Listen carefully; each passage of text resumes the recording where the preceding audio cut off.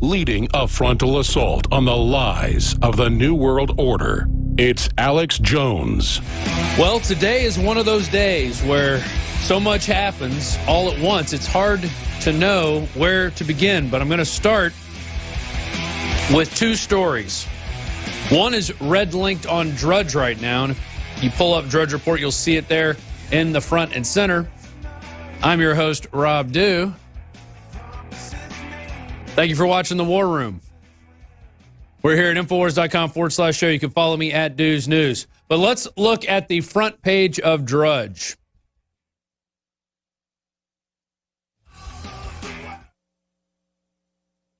Did we just go black? It links to a New York Times story.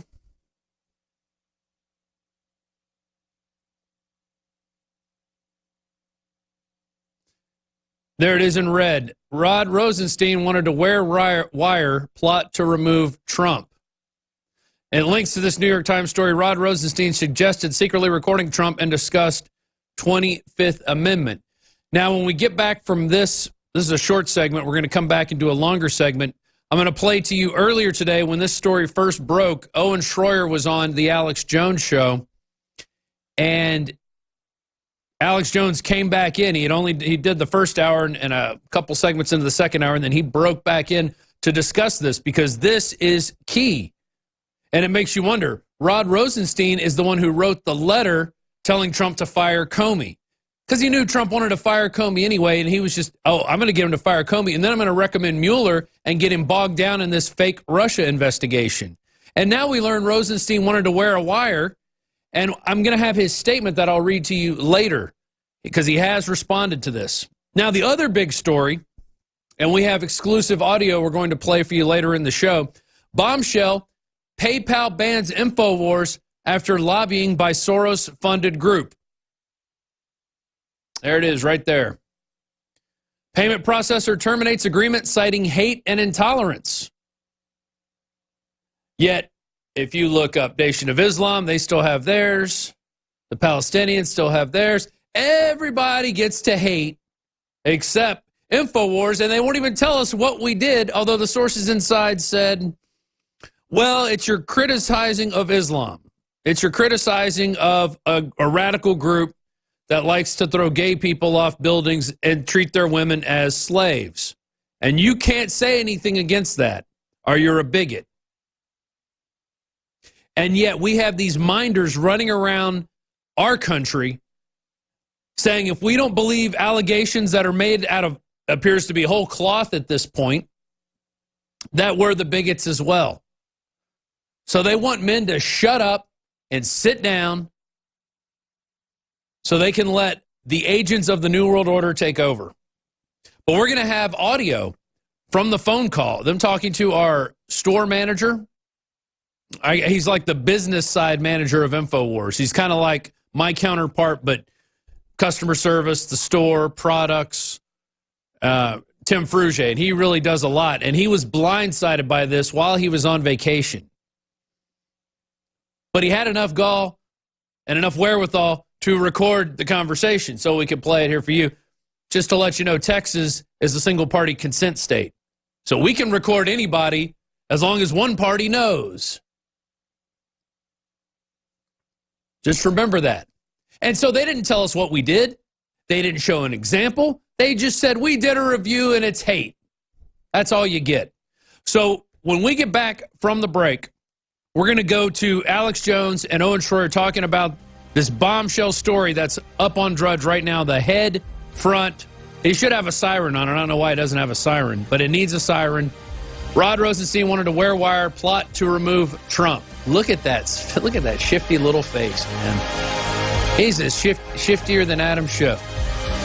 We got a lot more I'm going to tell you all about on the other side of this break after we play this audio. You're watching The War Room. Infowars.com/show is the free stream to send out to everybody you know. Alex Jones with us. Oh, we got a siren on Drudge. Let's get it back there. We got Drudge up here? Rosenstein wanted to wear a wire on Trump. They're all a bunch of Hillary operatives. DrudgeReport.com. Get it up right now. We got a siren. What do we do about this, Alex? I mean, how do we stop this? They got Soros, the Nazi collaborator, and all these criminals after us. They're all just insane. We have to move against them. Rosie wanted to wear wire, plot to remove Trump. Holy Toledo. Let's click on that right now. It's just like, it gets worse every day with these people. Rosenstein. Power man. Pull that back up, guys. Okay. We're going to pull the story up. It's breaking. This is in the New York Times. Rosenstein suggested he secretly record Trump and discuss 25th Amendment. Oh, my gosh, folks. It was a sting operation from the entire time.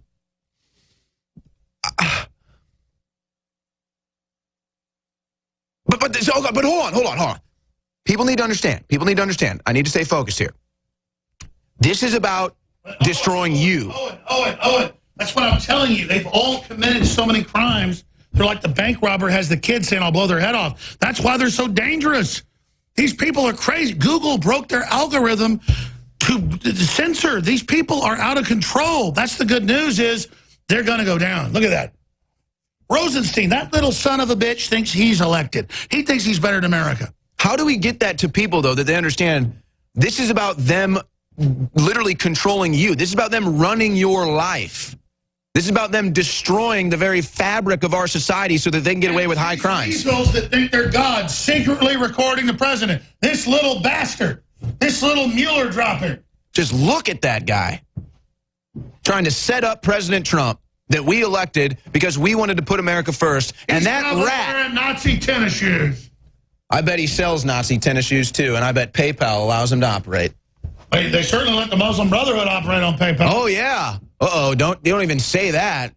You'll get banned for even mentioning Everyone needs to boycott Soros PayPal. Soros pal. When you go to PayPal, you give money to George Soros. He now owns it. America going to put up with this crap? What you going to do? We're fighting. No, exactly. That's exactly it. The fact that we put up with this garbage. And Alex, they caught him. Project Veritas caught him on tape. I mean, it's like, when are we going to move? Honestly, do the Democrats have to be raping your daughter and stabbing you in the frickin' neck for you to realize who these people are? Seriously, does Eric Swalwell have to come to your house and rape your child and stab your granny in the neck just for you to see how crazy he is? We already knew this. We already knew this, that he worked for Mueller and the Clintons and that he changed the control to him. But it was that he and these documents about to come out wanted to lead a 25th Amendment coup against the president. Oh, my gosh. This is probably all in the documents that are about to come out. That's why they're releasing it now. They're doing a soft release so that we don't have the real release. Exactly. He was working to do a 25th Amendment coup against the president with Sessions. There goes your whole... So they're like, oh, yeah, well, we were going to do a coup, but they're telling us like, oh, we were doing it for you before we come out. It says the Deputy Attorney General Rod Rosenstein suggested last year that he secretly recorded President Trump in the White House to expose the chaos consuming the administration, and he discussed recruiting cabinet members to invoke the 25th Amendment. He was preparing a coup. He believes he's the president. To remove Mr. Trump from office from being unfit. Not Mr. Trump, but President Trump. Mr. Rosenstein made the suggestions in April 2007 when Mr. Trump's firing of James P. Comey, FBI director, plunged the White House into turmoil, which everybody said he should fire. Over the ensuing days, the president divulged classified intelligence to Russia. You got to come back. You got to come back on air. This is too big. This is too big. This is getting totally out of control, ladies and gentlemen. Now, before I start going into this New York Times story that just broke, red-linked and siren on Drudge, headline, Rosenstein suggested he secretly record Trump and discussed 25th Amendment. Now, I'm going to read this whole article in the next two segments. Rosenstein has already come out and denied this. So think about that. They can't even figure out their own coup right now. They're so out of control. They can't even get their coup against America straight because there's so many different angles and attempts to destroy this country. But before I go into this article, here's what people need to understand. This is not a political talk show talking point. This is not some political talk show narrative. This is not for your entertainment. This is not me coming up with smoke billowing out of my ears for you to laugh and point and cry and agree or whatever. This is an unelected group of people inside the government, inside unelected bureaucracies that are attempting a coup against the President of the United States. But it's not just the President of the United States. It's against you. They believe they decide this country's fate. They believe they decide who the president is. They decided it was Hillary Clinton. We, the people, decided it was Donald Trump. So they decided they were going to remove Donald Trump and stop us from having any democratic republic whatsoever. That's the story here, folks. That's what needs to sink in. This is beyond Donald Trump. This is about a deep state. This is about a shadow government. This is about crime at the highest levels, if not bordering on treason, straight up treason, being committed by a shadow government, a coup against America, where we elect a president and they say no. We put a Supreme Court justice in via our president and they say no. Are you going to let a couple elites inside a shadow government that they even admit now in the New York Times exist? Are you going to let them control your life? Are you going to let them steal your vote? That's what they're doing, folks. That's what they're doing. They are trying to steal your vote. And I'm going to tell you something here. They already rigged these elections, folks. The will of the American people is so against the deep state right now, it's not even close. If you had a fair election right now, and every single American, almost 330 million, if you had a real election, not rigged, a real election right now, 330 million Americans, I bet you 250 million Americans would support Trump and support his agenda right now. But what do you have? 20 to 30 people inside a shadow government and operating from outside, like Hillary Clinton and Barack Obama, trying to dictate this country using their propaganda wings of television news like CNN, MSNBC, using their propaganda wings of press like Washington Post and New York Times, using their propaganda wings of entertainment like the NFL and Hollywood to try to act like those 30 people that want to run your life are the minority when it's a tiny few elite that are trying to destroy this country and destroy our democratic republic. You know, someone very profoundly once said many years ago that if fascism ever comes to America, it'll come in the name of liberalism. You're a white man! All right, there it is. That is the breaking news. So that is based on this New York Times story. Rod Rosenstein suggested secretly recording Trump and discuss the 25th Amendment. And I'm going over this article, and it's just filled with BS. Like Rosenstein was disoriented over the following days. The extreme suggestions show Mr. Rosenstein's state of mind from the disorienting days following Comey's dismissal. He wrote the frickin' memo to have Comey dismissed. And this is probably... Mr. Rosenstein disputed the account. The New York Times story is inaccurate and factually incorrect. Yeah. So it looks like he might have gotten, the Justice Department got these notes from Andrew McCabe when he turned his stuff over, and then somebody leaked them out. Of course, it's all done by anonymous sources. It's all done by anonymous. And maybe this is planted by the New York Times, this whole story. We could look at it this way. Maybe they planted it so Trump would fire Rosenstein, and then they could say, oh, he's not fit. He doesn't like anybody questioning him. He doesn't like this. 25th Amendment, 25th Amendment. So it could be another case of one of these jerk-offs falling on their sword in order to get the president, because that's the one thing they don't like. They don't like Trump. They don't like what he's doing. They don't like 4% economic growth. They don't like low unemployment. They don't like record low black unemployment or Hispanic unemployment. They don't like any of it. So they want to shut you up, shut us up. All right, we'll be back after this. Harrison Smith's going to be joining me to talk about Ted Cruz Beto debate tonight, which Owen Schroyer is going to be at. And I have a statement here from Andrew McCabe. So on the day that PayPal, one of the largest online transaction services, bans us from their money transaction capabilities, we get this breaking news about Rod Rosenstein. And already, amazing how everybody's now jumping to cover their butts, right? Joined with Harrison Smith. So we got this out of the Daily Mail. Breaking news, Deputy Attorney General Rod Rosenstein who looks like he probably liked to twist the heads off kittens when he was a young person.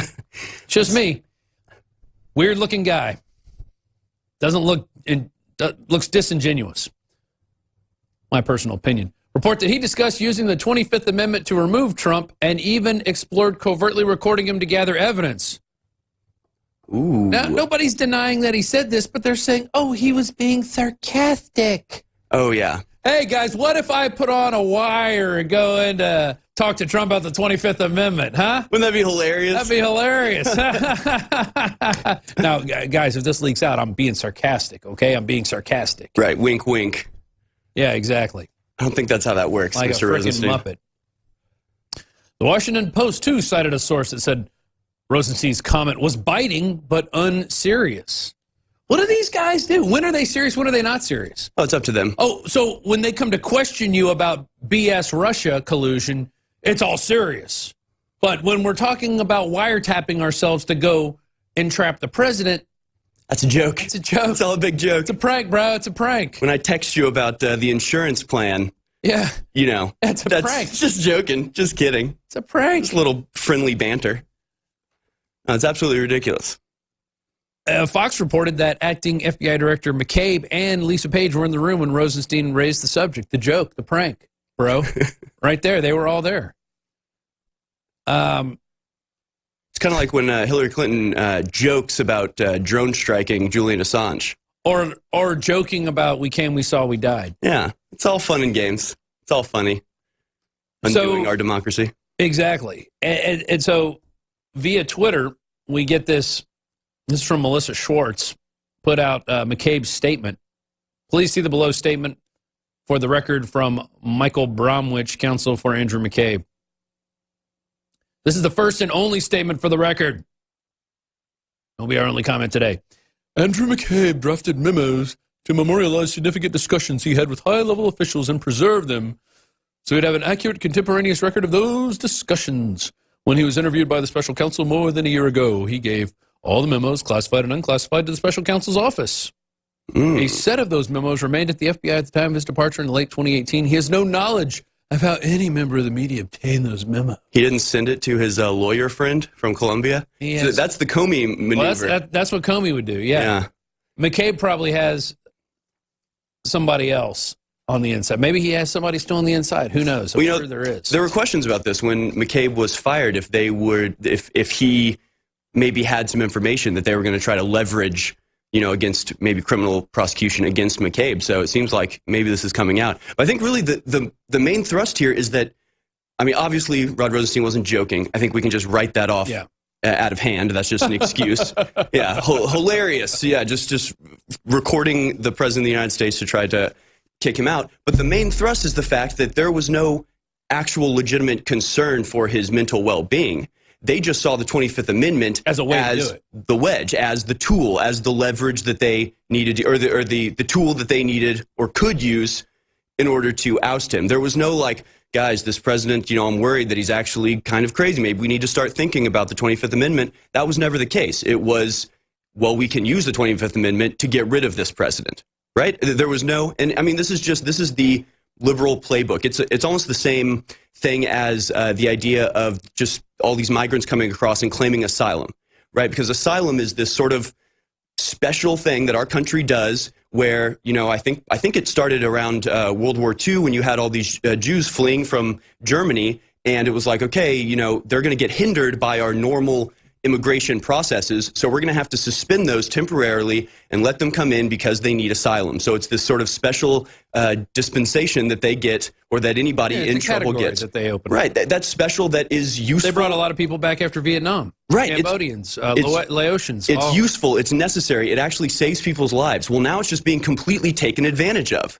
It's just anybody can claim asylum if, your husband was beating you in Colombia or whatever it is. And so it's been just completely perverted, essentially, to where now if there are actually people who are actually able to claim asylum legitimately, they're being hindered by all these people who are claiming it illegitimately. So to bring it back to the 25th Amendment was this thing put in place to go, hey guys, we don't have a fallback plan in case something happens, the president gets dementia, something happens.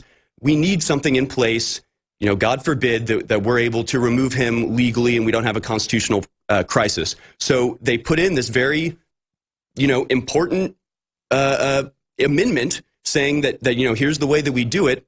And now, of course, that's just being used as a tool to advance their political agenda with no actual concern as to the actual application of this 25th Amendment. So, it's just the liberal. They'll just do whatever they need to do to win their short-term victory without any consideration as to the long-term effects of this, as to the crying wolf effect, as to maybe the next time that we actually have a president in office that actually is going through dementia or going crazy and they need to invoke the 25th Amendment.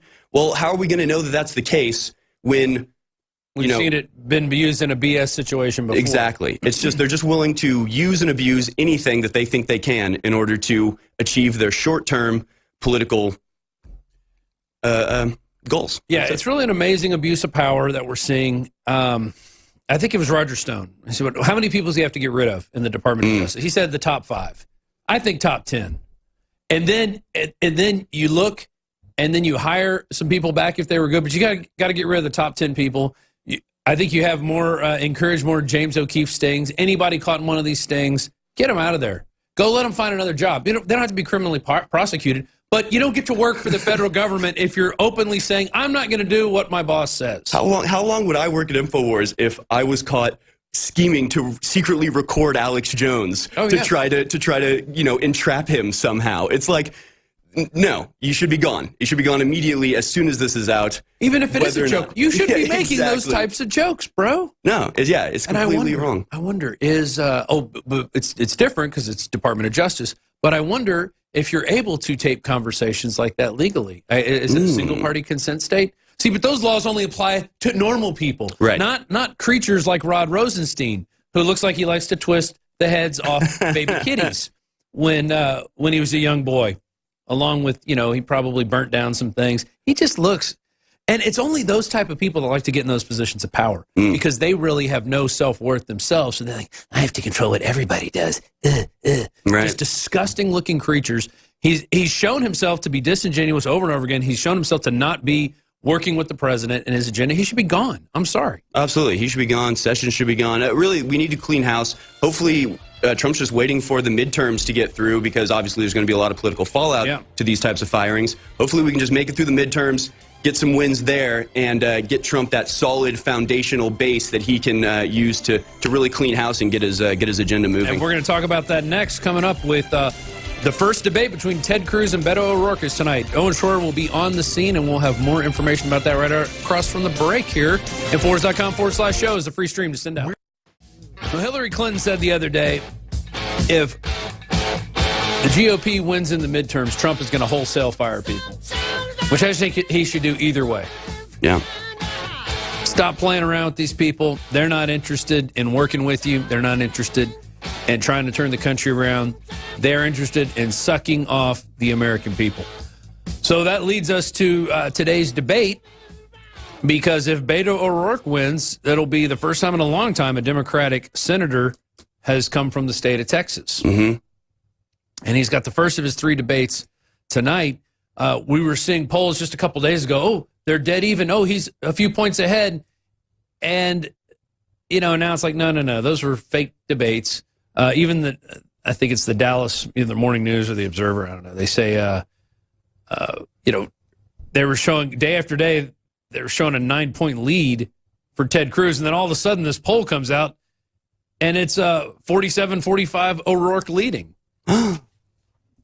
Heaven forbid. Of course, you got to go look at the results of these. See, we interviewed 85% Democrats, right? And we did a poll. We did a poll in downtown Austin, and it turns out people love Beto. Yeah, exactly. And I would agree. Yeah, and in downtown Austin, that would happen. Well, no, but Beto has a lot of support, or at least a lot of visible support compared to Ted Cruz, especially around Austin with the signs and people wearing T-shirts and all this stuff. And I mean, honestly, I'm worried about this. I don't think if I was a betting man, I wouldn't put money on him winning the Senate seat. However, if he does win the Senate seat, I would put big money on him being a major contender in 2020. I mean, this guy he's just white Obama. I mean, he just sounds exactly like him. He talks exactly like him. It's the same platitudes. It's the same He flaunts the rules like Obama. Oh, just completely. I mean, he's changed his name 3 or 4 times throughout his life. He just sort of says whatever he needs to at that particular time. He's associated with all of these kind of shadowy big money backers that nobody in the media is interested in Hollywood. exploring at all. Oh yeah, Hollywood. I mean, the guy is a carpetbagger to a T. I mean, he's like a definitional carpetbagger. He goes to California to campaign for a Senate seat in Texas. Yeah. So, I mean, his whole thing is I don't take any money from PACs. I take no money from PACs at all. I'm all about representing the people. The Hollywood PAC doesn't count. Right. That doesn't count. And when I say people, the elitist Californian PAC doesn't count. I don't necessarily mean Texas people. I mean, Californians and New Yorkers and, in particular Texas people. I mean, the Beto is infuriating to me because specifically because I have so many friends that are liberals that just every day they're posting all this stuff on Facebook and everywhere else, just like, we got to get out there, we got to win, we got to get Beto elected. And it's like, have y'all done the just bare minimum research? Have you just Googled his name, or have you just sat back and just like absorbed what Stephen Colbert and Ellen are telling you? Like, well, I think they like a lot of the things he says. Do we have the gun clip? Let's pull up what he says about AR-15s. I think they love to hear stuff like this. This is probably what your friends really like. They're like, oh yeah. Yeah, oh no. I mean, they definitely like a lot of the ideas he pushes, but a lot of the ideas he pushes are completely groundless and baseless and nonsensical, like getting rid of AR-15s. You're going to get rid of one particular type of gun. It's just, clearly you don't understand guns if you think getting rid of one brand or style of gun is at all going to be effective in combating gun crime. It's so, nothing about him to me makes sense, because he just says the most blatant or just sort of simple platitudes about whatever it is that he's talking about, and the whole media is just, Beto's blowing up the internet, get him on Ellen, get him on Stephen Colbert. All right, we have the gun clip, let's go to it. Pushing for something different. I think banning bump stocks makes a lot of sense. As I just shared, I don't know that we should raise the age for buying an AR-15. I just don't think we should be selling AR-15s in this country. That weapon was designed for one purpose and one purpose only, to kill people as effectively and efficiently as possible on the battlefield. It has no place in our streets, in our schools, in our concerts, in our movie theaters. We should not be selling that to civilians. And in terms of arming teachers, I've been listening to teachers in Texas, and they want to focus on teaching the kids in their classrooms not carrying weapons. When police officers have a 31% hit rate, meaning that 69% of the time they don't hit their intended target, those teachers are telling me they're not sure that they're going to be able to be that much more accurate or successful. I don't know that arming teachers is the solution. I think securing those schools, making sure that all doors are locked and locked from the inside, restricting entrance and exit. All of those things make a lot more sense, in addition to getting smart on gun safety, universal background checks, banning the sale of assault weapons, and allowing the CDC to study gun violence in this country so that we can make the best informed policies and decisions for those. What a disgusting creature. See, AR-15s are built to kill people, unlike other guns. And he talks about them being made for the battlefield. Those guns aren't used on the battlefield. No. They use full autos on the battlefield, Beto. Sorry. What does Ted Nugent say? He says no army in the history of the world would be so irresponsible to send out their soldiers with AR-15s. No, he doesn't know what he's talking about. And okay, the number one thing he always says, and he says it every interview I've ever seen, it's usually the first thing he says, I take no money from PACs, zero, nothing. I take no money from PACs, I'm here to represent the people. Just go to Open Secrets. He takes tens of thousands of dollars from PACs. The number one contributor on the list is a PAC. But he said he doesn't take money. It's because he's a liar. Because he's lying. He's just not. I love this. So this is from PolitiFact, just from last year, before he really started doubling down on this, so they were still okay with him sort of fudging things. So Beto O'Rourke claims near uniqueness in not taking corporate or PAC contributions. And just going through this article, you can see his claims just degenerate with every sort of, as they look into it, the more clear it becomes that he's completely full of it. So he says, I'm one of 2 members of Congress that takes no corporate cash, no political action money.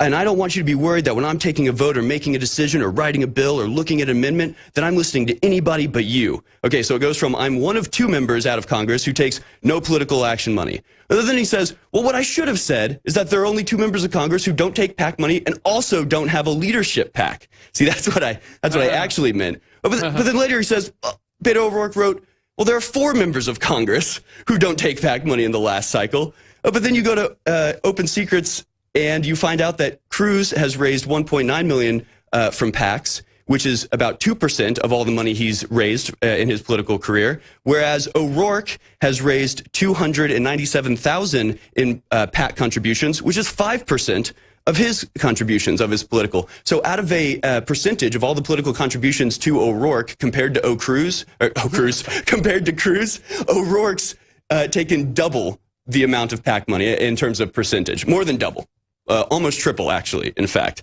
So you can just see, then finally he says, okay, starting with this election cycle, I plan on no longer taking PAC. It just collapses more and more. And then it says, if you can go to the Open Secrets and FEC filings and see that he didn't bank any PAC contributions in 2016 or for the first months of his Senate bid.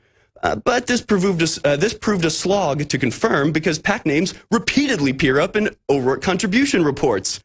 Isn't that funny? He doesn't take any money, and yet PACs continually reappear in his and he's got the mainstream media behind him going, it's officially a toss-up. It's too close to call. This is so they could actually steal it in an election. If they have it within 2 to 3 percentage points, it could be man, he just pulled out an eaker. He won it by 10,000 votes from the central part of Austin, Texas. That's what brought Beto O'Rourke the win, because they have to implant these guys in here because they can't do it fair and square. I think those AR-15 comments, hopefully Ted Cruz is putting those in ads and letting people know. And look, I'm no big fan of Ted Cruz, but you know what? Right. At least he had the decency to talk to Alex Jones. He knew who he was. He even defended him on Twitter, sort of, tongue-in-cheek, but say, look, Facebook shouldn't be telling people what they can and can't write, or who can and can't post on their platform, especially when they're picking and choosing mostly conservatives to ban.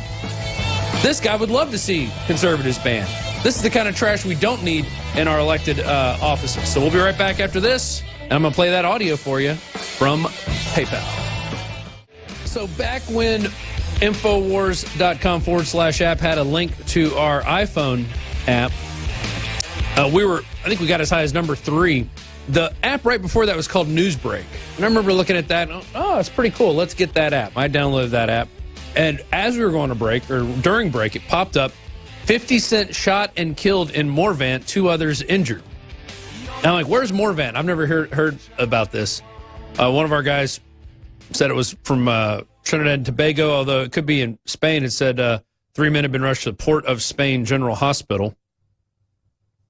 And they say his real name, known as 37-year-old Randy Woods, okay? All right, that's not 50 Cent's real name. It is actually Curtis James Jackson III, right there. Oh, I'll catch you guys. There it is. Curtis James Jackson III. So, but you see that headline, 50 Cent shot and killed, Twitter's going to be freaking out that 50 Cent is dead. And it's just not happening. The reports of his demise are greatly exaggerated. But it just is a little, that's going to be blowing up. 50 Cent's dead, 50 Cent's dead, 50 Cent's dead, he's been shot and killed. No, he's not. It's just another different fake news, probably propagated by the Russians. Or it could be a PR firm. I think he does have an album coming out sometime this year. If it hasn't already came out, it was called Street King or something like that. I just read. So they said, is it dropping in 2018 or not? And you do find when celebrities have kind of outlived their usefulness, and I'll just say Burt Reynolds died of a heart attack. The memoir of Sally Field comes out right after he dies, and a lot of it's about Burt Reynolds. Coincidence. Yeah. Just a happy coincidence. Sad coincidence. Who knew? And in there, she talks kind of, he was kind of controlling. Well, she says. I would have.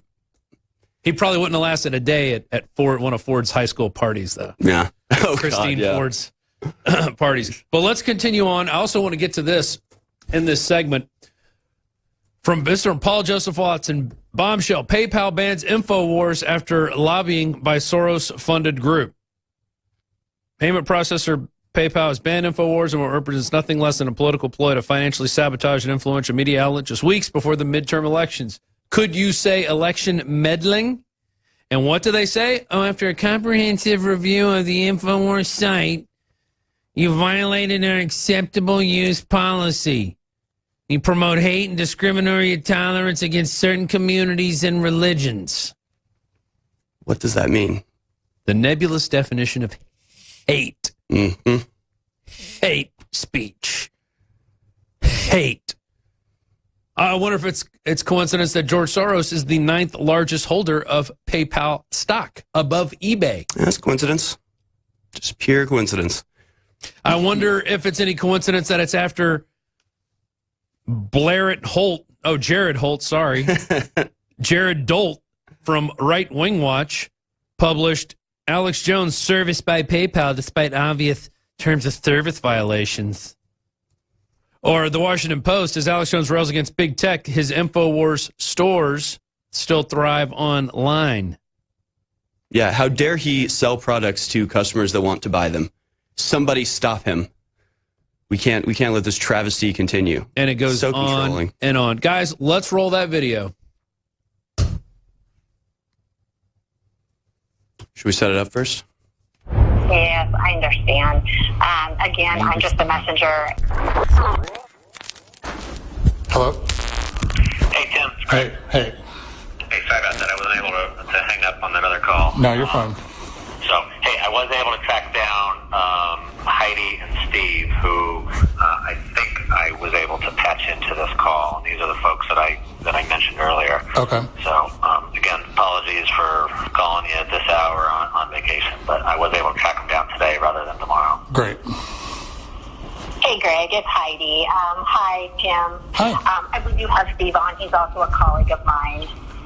We just wanted to talk to you. We apologize that you're on vacation, but we have done a comprehensive review of the InfoWars site, including the store and the content posted on both the InfoWars and the Personal Planet website. And PayPal has identified that it violates our acceptable use policy. So we are notifying you of our decision to cease processing payments for InfoWars and Prison Planet. So how... We wanted to let you know specific... I'm sorry. Go ahead. Oh, just a few more things.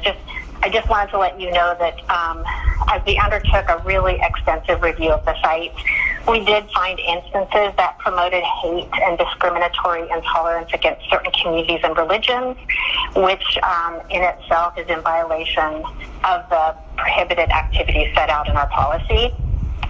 So we want to provide you with 10 business days to transition your payment processing to another service provider. And at the end of the transition period, PayPal will place a permanent limitation on your accounts, which cannot be appealed. So during the transition period, we just ask that you continue with your normal process for reviewing and decisioning chargebacks or by your complaint liabilities in a timely fashion. Okay. So in the transition time, go ahead, Sam. Go ahead. No, I'm just trying to process this here. So you're lumping in the news website with the store website. Am I getting this correct? We are. That is correct. So basically, as an organization, even though we've been in business and have made tons of money for PayPal, y'all are jumping. Okay, I'm not going to say anything. Okay. I really would appreciate this in writing as a professional courtesy. Of course. Oh, absolutely. Of course, Tim. You'll actually get that email. We'll send that email to the email address we have on file with PayPal, and you'll receive that within an hour. Okay, and can I ask, is this just what department is making this decision? You know what? It'll all be really clear. There's a little bit more information you'll get in the email. So it'll all be clear. It'll all be spelled out in the email you will receive shortly after this call. And there's no way I can appeal this whatsoever. Is that correct? There is not. That is correct. Wow. We do want you to know that in the transition, we will work with you and, help you in any ways that we can, and you will continue working with your relationship team through that transition process. So anything you need for the transitioning, just let us know. You're so nice. Y'all are just Thank courting you. me, trying to get my business for Braintree, and now all of a sudden, I'm just curious why things have changed all of a sudden. Well, PayPal regularly does assess the activity of our websites to our acceptable use policy, and we did find that you were in violation of that. So things were just uncovered, and we understand that we were in that process, but we do reviews independently, and that was part of the When Soros minions tell us to. Interesting. Alrighty, yeah, I would very much appreciate this written because, I'm gonna. Obviously, this is going to be a big deal. So. Of course, yeah, we'll get that email over to you just as quickly as we can, just right after this call. Okay, yeah, and what was your name again? I'm sorry. My name is Heidi. Heidi, and the other gentleman on the line? His name is Steve.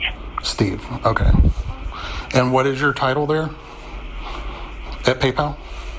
Just with the company practice at this point, I'm just the messenger. So the company practices in these situations is just to give you the information that we have, and you'll receive more information by email.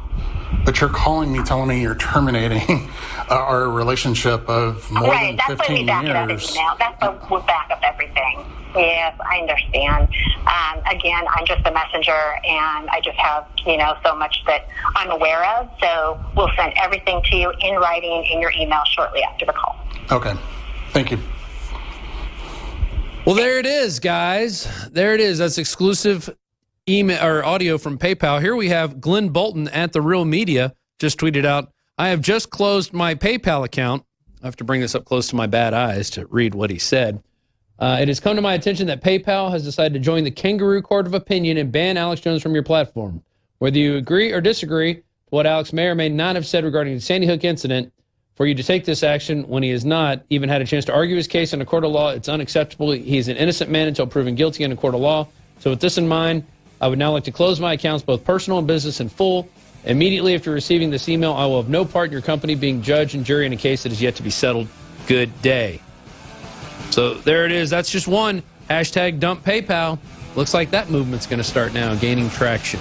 Thank you for joining me, Harrison. Roger Stone is up this next hour. You can join us, Infowars.com/show. What do you think about that, huh? Oh. So I threw that to...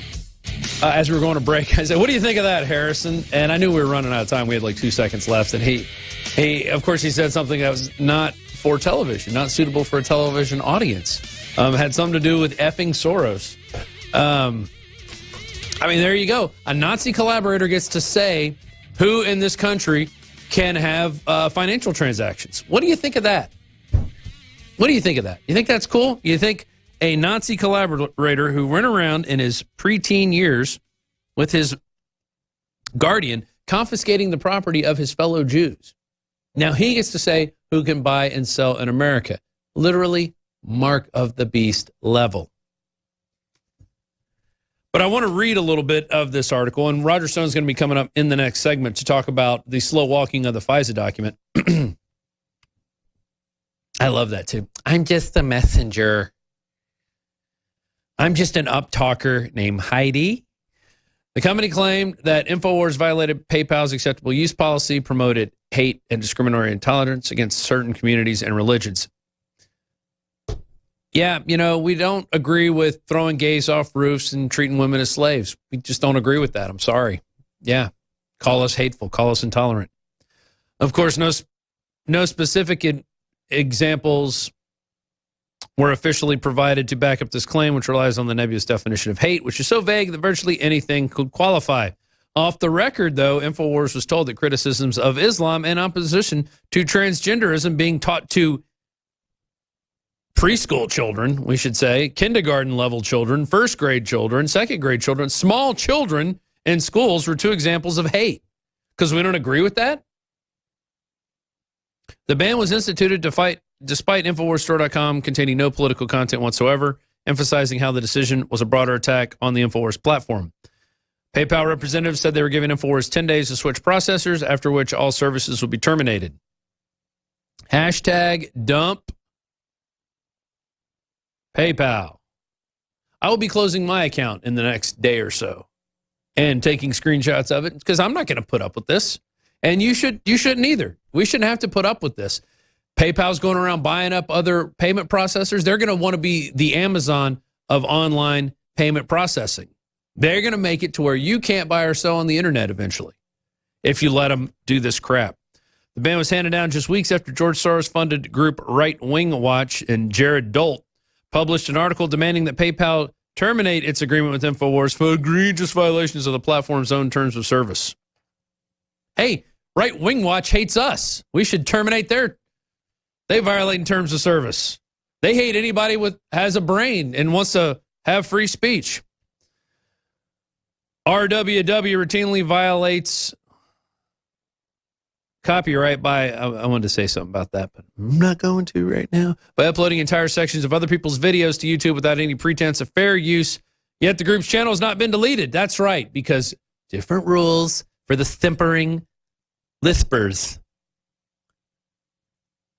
RWW is owned by People for the American Way, which is funded by George Soros' Open Society Initiative. Oh, what a freaking surprise. In addition, Jeff Bezos owned Washington Post published an article less than 2 weeks ago that served as a dog whistle for PayPal to ban InfoWars. Oh, now we have our marching orders. We can ban them. Send Heidi in to do it. She's the messenger. The article then specifically mentions how InfoWars uses PayPal to generate a high rate of sales. And you heard on the tape, they were actively courting us for their new brain trust. Oh, want to work with us on brain trust? We want you guys to work with us. And then the word came down from Soros that, no, you don't get to work with InfoWars. They're bad. They don't follow the script. They don't listen to the corporate overlords. Therefore, they don't get to buy. They don't get to sell. They don't get to talk. They get nothing unless you speak up, unless you vote with your dollars. That is how it's going to keep going. All right, we'll be right back with Roger Stone. Infowars.com/show is the free stream to send out to everybody who wants censored information. All right, Roger Stone is joining us, and I know he wanted to get on and talk about this Beto Ted Cruz rally tonight. No, I'm kidding.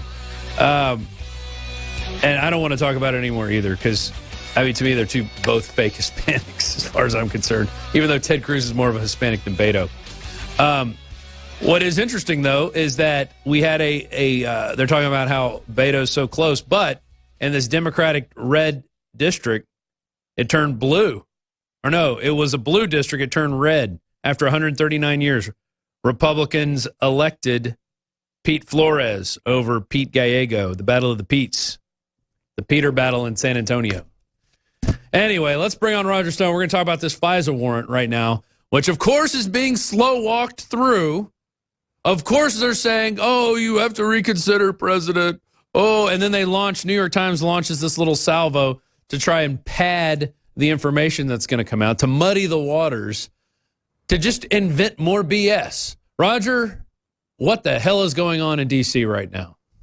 You know, Rob, it's almost hard to know where to start. I guess we'll start with the FISA material, because that really speaks to the heart of the Rosenstein matter and explains why Donald Trump is such an incredible threat to the deep state. The president has the unilateral authority to order any information in the possession of the executive branch of government to be declassified and released to the public. The president has ordered the release of all of the information surrounding the illicit use of FISA warrants by the Obama administration to justify the spying on the Trump campaign. But the intelligence services essentially countermand the president's order and continue to insist on redaction of some of that information. Their claim of national security is bogus. What they're covering is their own ass. They're covering the use of the power and authority of the state for strictly political purposes. Now you have a number of our allies who have expressed concern to the president about his order to redact this information. That means that somebody at the State Department called them and said, file an objection to this redaction. We can't let our entire fraudulent scam be exposed. The president should ignore all of these efforts to talk him out of what is the correct course. Now, what are his options? Well, the president has the authority to order the seizing and release of this information. The idea of going to the courts is ridiculous. The courts are a co-equal branch of government. If the intelligence services ignore an order from the president, they would certainly ignore an order from the courts. Bottom line, do what George Washington and Thomas Jefferson had to do. Order Army intelligence in this case to seize the information and release it to the public as per the president's order. Now, this comes, of course, on the heel of incredible news that Rod Rosenstein, the Deputy Attorney General, proposed wearing a wire in a meeting with the President of the United States to set him up for removal under the 25th Amendment.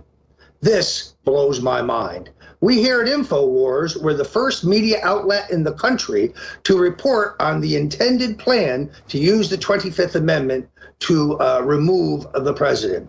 If President Trump does not fire this weasel Rosenstein now, when, Rob, will he do so? Exactly. And now the press is jumping behind Rosenstein saying, oh, it was sarcastic. It was a prank. He really didn't mean it. It was a joke. Because that's what I do. You know, if I'm in the cabinet with or with a bunch of FBI and DOJ officials, maybe I'll wear a wire and go talk to the president about invoking the 25th Amendment and what he would do. Does that sound like a joke in any universe? Actually, in the New York Times piece, Rosenstein is specifically asked whether he's joking, and he says, no, he's deadly serious. What he is, Rob, is busted. That's what he is. The background to this is pretty clear.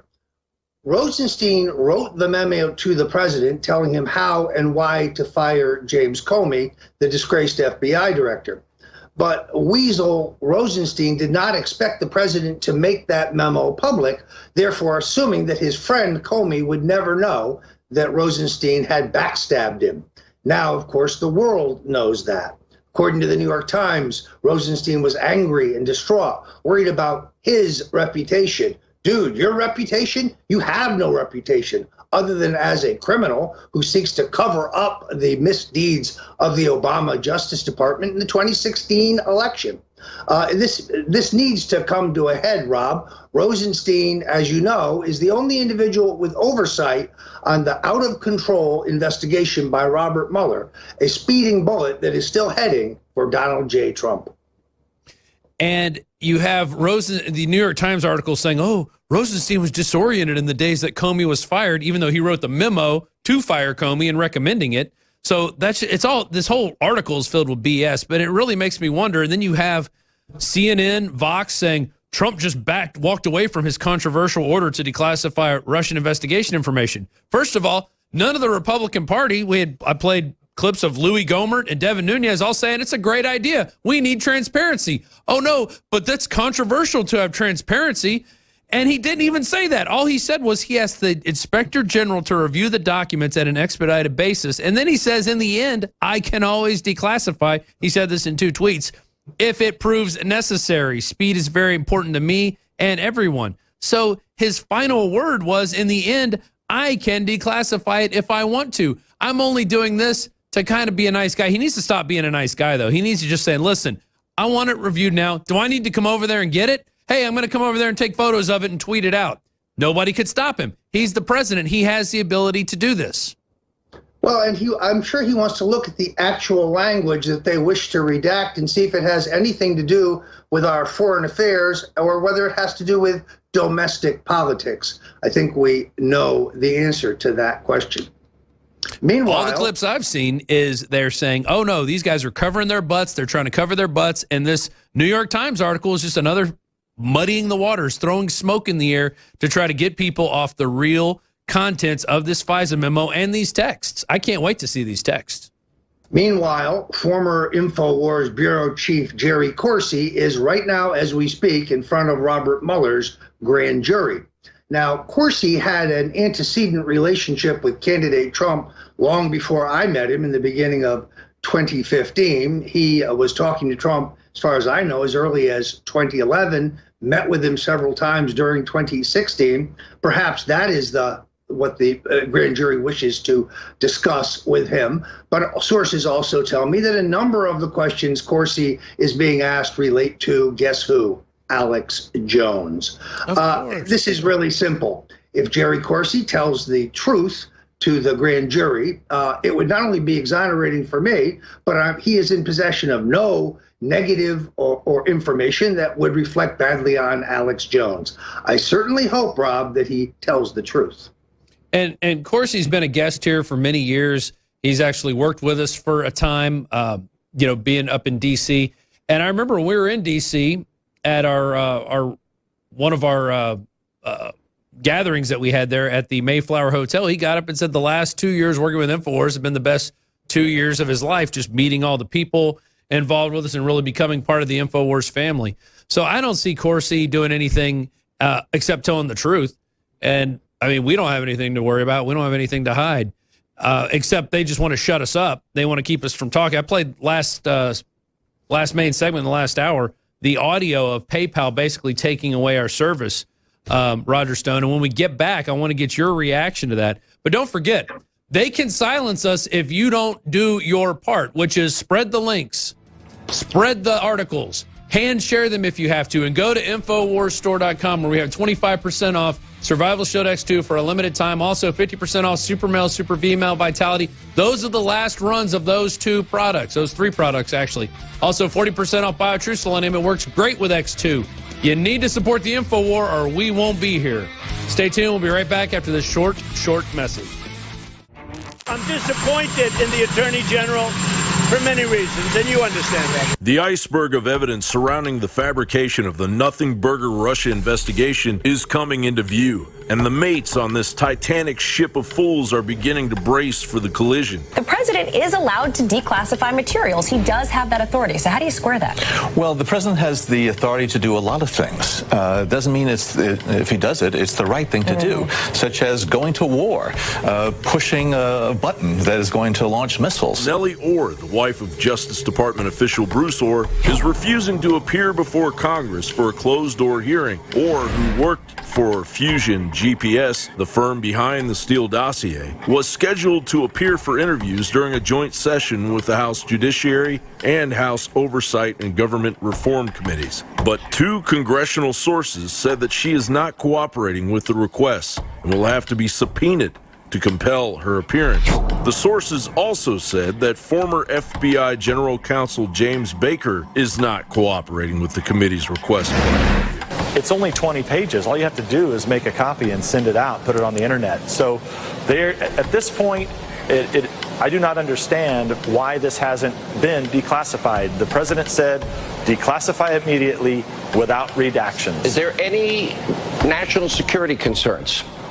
No, and we've heard this same story over and over again. Looks like Devin Nunes and Bob Goodlatte, who runs the Judiciary Committee, they've reviewed the documents that the president is seeking to declassify, and they know there's nothing there worth protecting in terms of protecting our national security.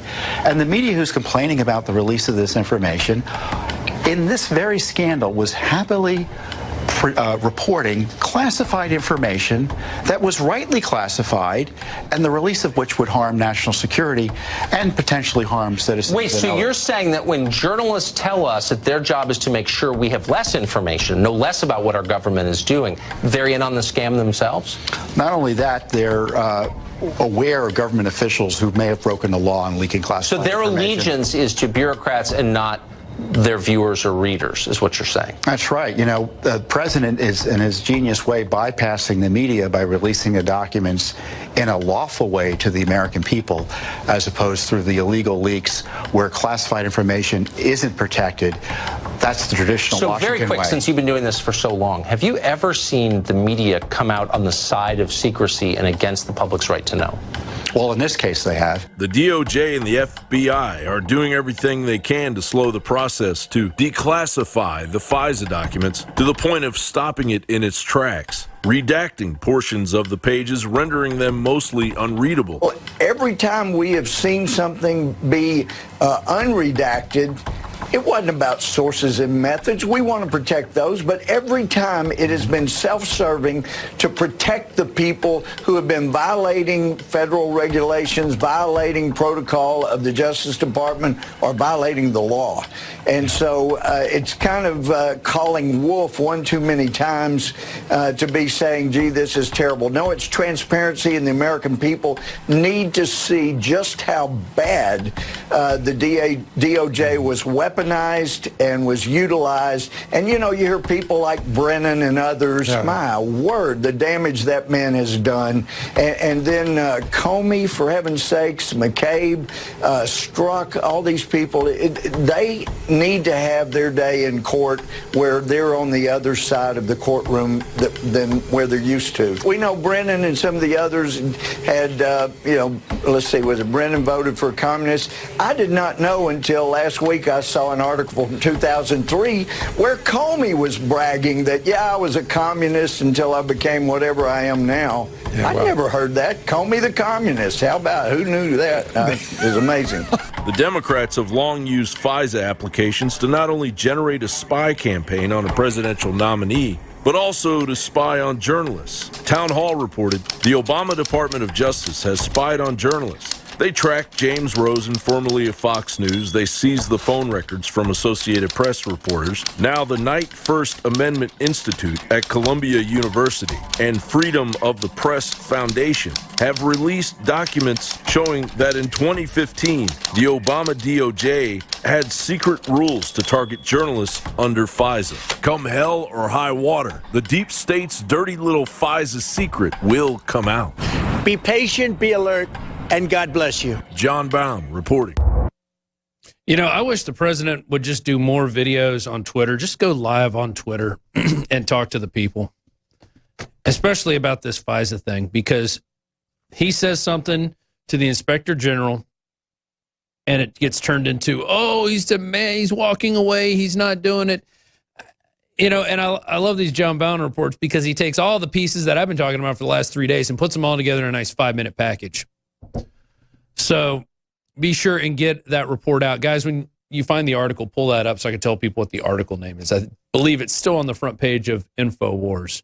But, Roger, why is it that the Republicans, not all of them, but some of them, seem to want to see transparency, and yet it doesn't happen time after time again? We get stymied by this political, bureaucratic red tape.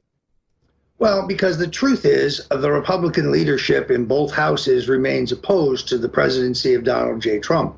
There's only a small band of free thinkers, Matt Gaetz, Trey Gowdy, Devin Nunes, Lee Selden, Mark Meadows, and a handful of others who've had the courage to pursue this fight. What's ironic, of course, is that Rosenstein proposes removing the president under Amendment 25 of the Constitution, the 25th Amendment, because he's not malleable, because he won't do as he's told. That is precisely their problem. Look, he goes off script. They always say he goes off script. We give him a script and he doesn't talk the script. They hate that. Because Donald Trump is not scriptable. Look, the only thing that's predictable about Donald Trump is that he's entirely unpredictable. He marches to his own drummer. He is his own man. He's not owned by anybody, not the big defense contractors, not Wall Street, no one. He answers to no one other than the American people. And that drives the special interests and the deep state completely insane. It definitely does. Remember last time they started this 25th Amendment BS, he went and had his Surgeon General, or not his Surgeon General, his doctor, his personal doctor, give him the test, and he passed it with flying colors. And then a bunch of BuzzFeed morons tried to do the same test, and they all failed. They were getting like 30 and 40% on it. It just shows you that he is definitely capable. He knows what he's doing, and that's what these people don't like. They want somebody like Ronald Reagan, who's after he's been shot and given cold blood, is sort of just a malleable piece of conservative meat walking around, able to be controlled by former CIA Director George H.W. Bush. That's what they want. But look, there you see it. Bring that article back up. White House doctor has absolutely no cognitive or mental issues. Absolutely. Absolutely no cognitive or mental issues. That's the White House doctor. Then he tried to make him Surgeon General, and oh my God, it turned into let's destroy this guy's credibility. They love to destroy people, don't they, Roger? The left is just insane. Look, there's no question that Donald Trump has an eccentric operating style. So did Theodore Roosevelt. So did Abraham Lincoln. So did Dwight Eisenhower. He won't conform, and that's why they want to remove him. All right, we'll be right back after this. We got Roger Stone for another couple segments. Don't forget, you got to support the InfoWar or we won't be here. InfoWarsStore.com, InfoWars.com/show. That's how you support us right now. Empty your PayPal account. #dump PayPal. Welcome back to the War Room. I'm Roger Stone. Sitting in for my colleague Owen Schroyer is my other colleague, Rob Dew. Rob, I listened to that audio recording of the PayPal stooges executing the future of InfoWars, and I found it chilling. They are definitely making their move. It amazes me the extent to which a modest but incredibly effective news organization like InfoWars is such a threat to the deep state and to the two-party duopoly and their corporate sponsors that have a vested interest in silencing us and covering up the truth. Little old InfoWars is a thorn in the side of the American political establishment. That's why they have enacted an entire aggressive plan to shut us down. First, you have the bogus harassment lawsuits in which they put words in our mouths, words in the mouths of Alex Jones and others here, claiming that we said things that we never said and made assertions we never made. Then they file lawsuits with the purpose of generating negative headlines based on the false claims in those lawsuits. Then they take those headlines to the social media giants and say, this is why you should ban InfoWars and Alex Jones. It's insidious. It's a conspiracy, and it's an outrageous violation of our First Amendment rights. So you weren't kidding when you said the only way to help us, folks, is to go to the Infowars.com store now. We don't have any big corporate multinational sponsors. We rely solely and completely on individual info warriors' support for our product line and the great books, T-shirts, and other products available at the Infowars.com store. Now, among my personal favorites is my latest book, Stone's Rules, which is available at the Infowars.com store with a special offer. If you buy your copy of my new book, Stone's Rules, at the Infowars.com store, and you mail it to me with the receipt that shows that you purchased it at InfoWars, I will gladly personalize it, sign it, and mail it back to you at my own expense. Let's see if we can find that address. There you go. So buy Stone's Rules, my latest book, which is a road manual for victory, at the Infowars.com store, and then mail it to me at that address, P.O. Box 813450, 4429 Hollywood Boulevard, Hollywood, Florida. You might say I've gone Hollywood, Rob. Exactly. And, you know, people are already dumping PayPal. And let me tell you this. This is what you need to do. If you're going to clean out your PayPal account, spend it in our store, have the last line item in your PayPal transaction history be InfoWarsStore.com, and now I'm getting rid of you. Let's make a statement. Let's send a statement to these people, even if it's like $20. Just get rid of your PayPal account. There's plenty of other accounts out there. In fact, if you go to the hashtag dump PayPal, you can see other people are putting up different services you could use. But Bob Aris Keck said, my PayPal account is now officially closed, and they can all F off for banning InfoWars. I'll momentarily be blocking all their accounts as well. Done with PayPal, says Giza Dog. PayPal balance 3 cents.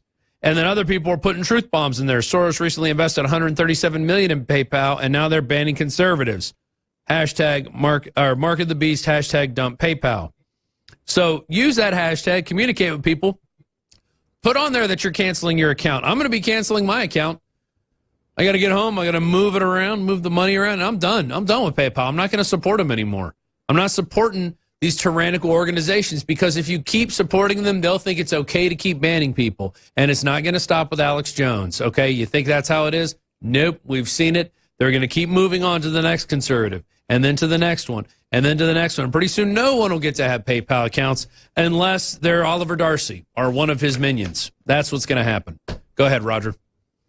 Well, I guess my advice simply would be to sue George Soros for tortious interference.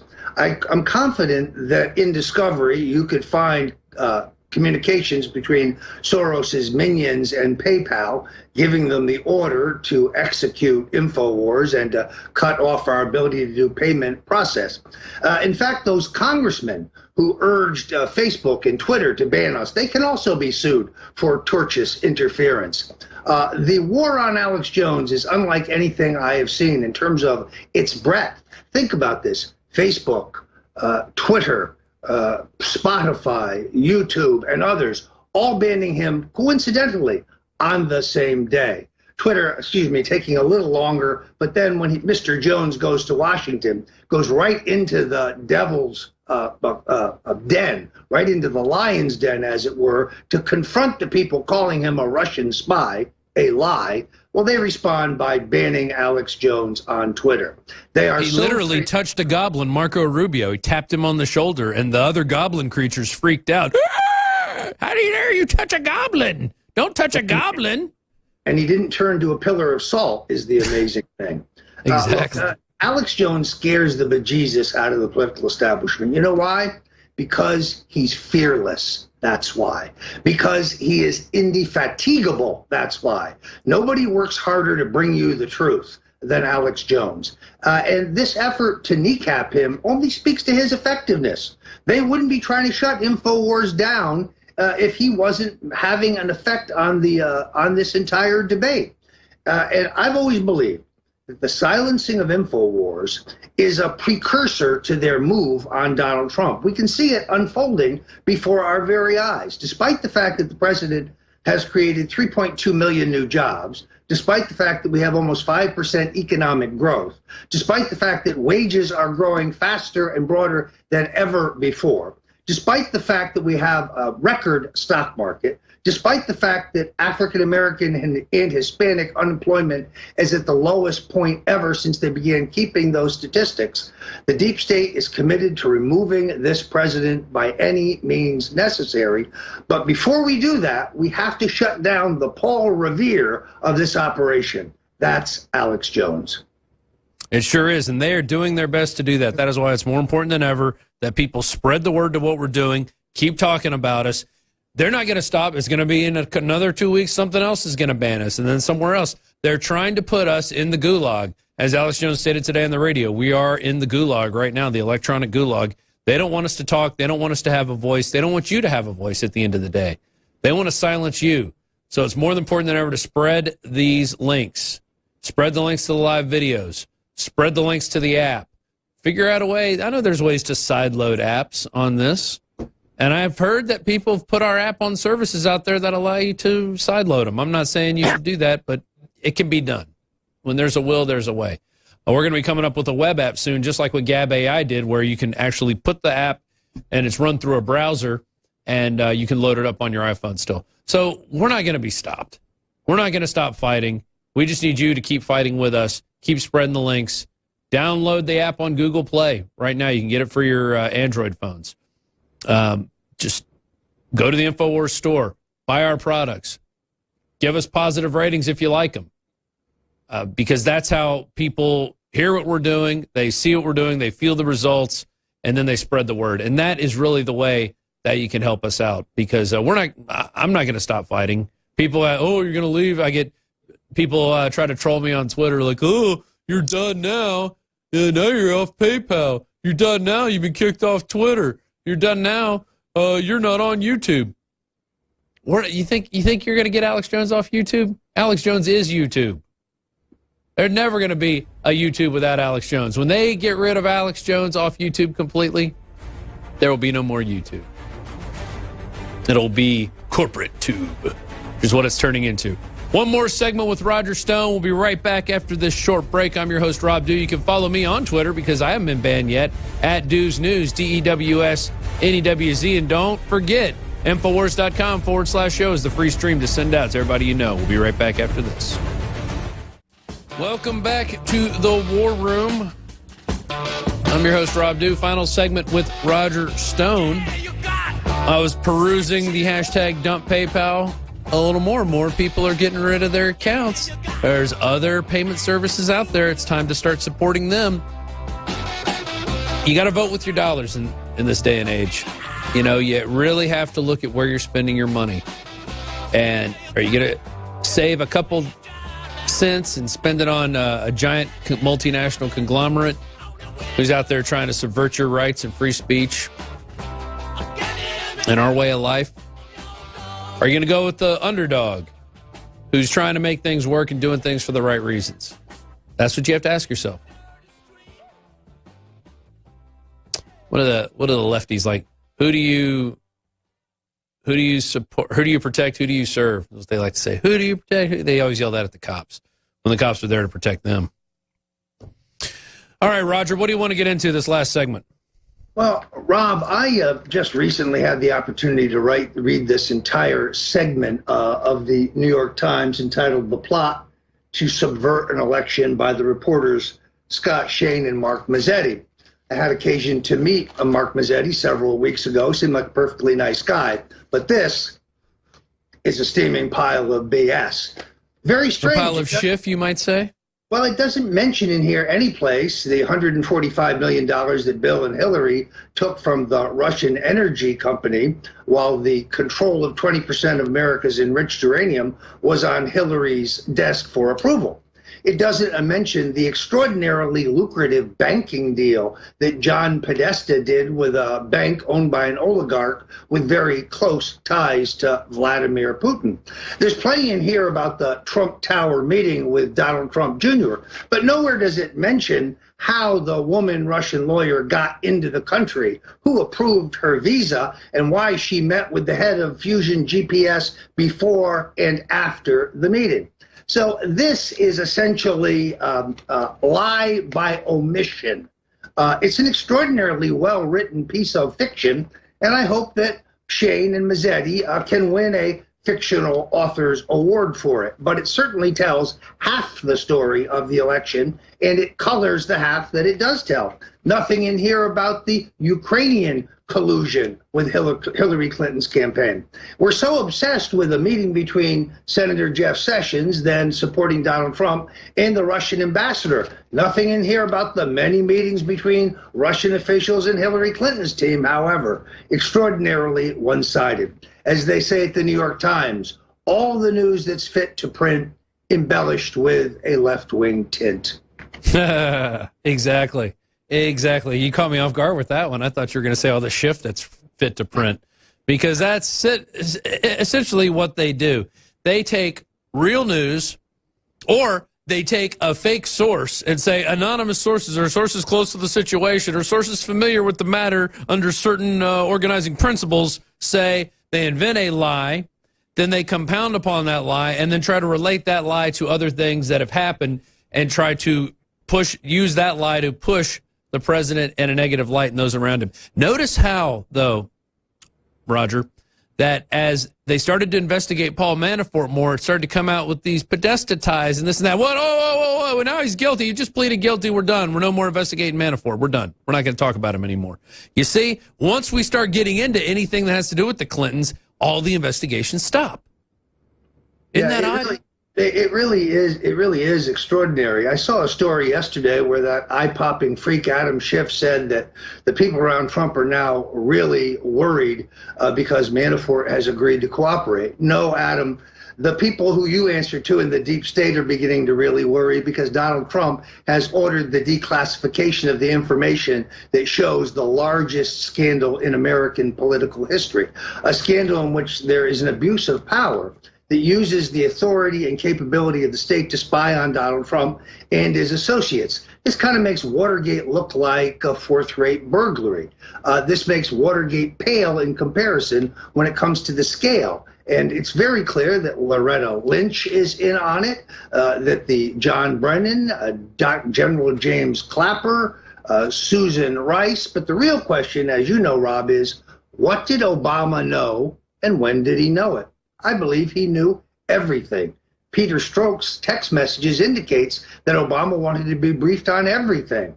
The everything he refers to is the effort to use the fabricated dossier to smear Donald Trump, but more importantly, to justify the illegal use of FISA warrants to spy on Trump's campaign. That's what they're covering up, folks, and that is what must be exposed. But as long as we have Jeff Sessions as our Attorney General, nothing's going to happen because he's excused himself from all matters related to Russia, which I guess that means Hillary Clinton because she's intimately involved with Russia. So he is doing what he says, at least. He is following his own creed and staying out of the Russia investigation. But I think it's time we need new leadership. But that means the authority flows to Rod Rosenstein. Wait a minute, the same Rod Rosenstein who proposed wearing a wire to entrap the President of the United States and then use it to force him out of office under the 25th Amendment? In all honesty, it's significant that that story is not at Breitbart or the Daily Caller or InfoWars, but leading the New York Times. That means it is impossible for the president to miss it, or more importantly, it's impossible for his handlers to hide it from him. And therefore, it is time for action. Rosenstein has acted in a way that demonstrates that he is a disloyal weasel. He's also acted in violation of the law. It is time for him to go. I couldn't agree with you more, and I like your name for him. Rat Rosenstein. It's no longer Rod. It changed to Rat Rosenstein because he is a rat. Or was it Rod Rattenstein? It's hard to remember. It's Rotten Rottenstein. I mean, you can't give him a nice enough nickname. That guy is weasel through and through. He showed it when he went and testified. He was almost more weaselly than Strzok, because at least Strzok was up there showing you that he thought he had all the power and he knew everything. Rod was sitting there like, I'm just an innocent dolphin. Don't hurt me. I love the president. He's my friend. Look at that face. That is the face of a rat. He can almost go in the running for Chuck E. Cheese the rat right there.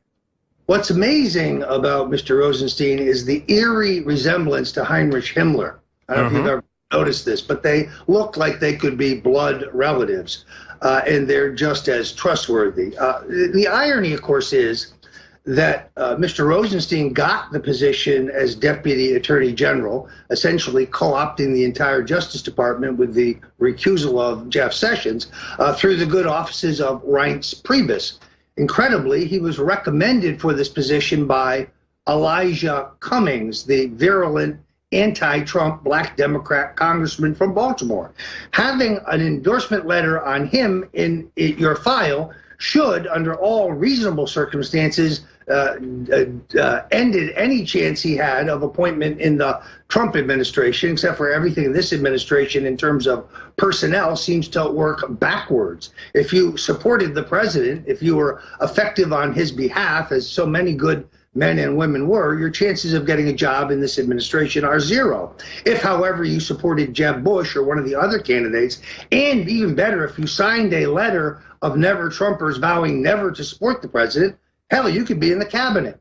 Yeah, you're promoted, front of the line. You know, the only redeeming quality Elijah Cummings has is that he has spoken out on the number of vaccinations given to young children and how it increases every year. And the only study comes out says everything's safe and effective. No reason to look any further. Although we did have an interesting InfoWars Army moment where during a, I think it was in Missouri, a debate was going on for House of Representatives up there, and some guy got on the mic and yelled, "Vaccines cause autism. Autism causes, or vaccines cause autism.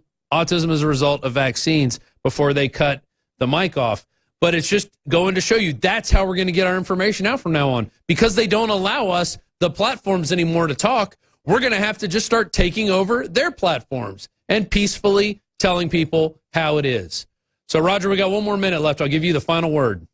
Well, first of all, Rob, I want to thank you for the incredible reporting you've done on the entire vaccination issue. The president should do what he promised to do. appoint a national commission headed by Robert F. Kennedy Jr., the son of the late Senator Robert Kennedy, candidate for president, to study the safety of vaccinations, or more precisely, the safety of what is in them. The president owes this to the American people. He promised it to us in the last election. Yet every one of his appointments to any public health position, including the FDA, have been mandatory vaxxers. Hey, look who funds Mike Pence, as you brought up the other day. Look who funds Mike Pence, who is vice president, which is why we don't see the vaccine damage reports anymore, because he's funded by Big Pharma, folks. The tentacles go deep, and we have to expose them, but we can't expose them unless we have your support. Thanks for joining us, Roger.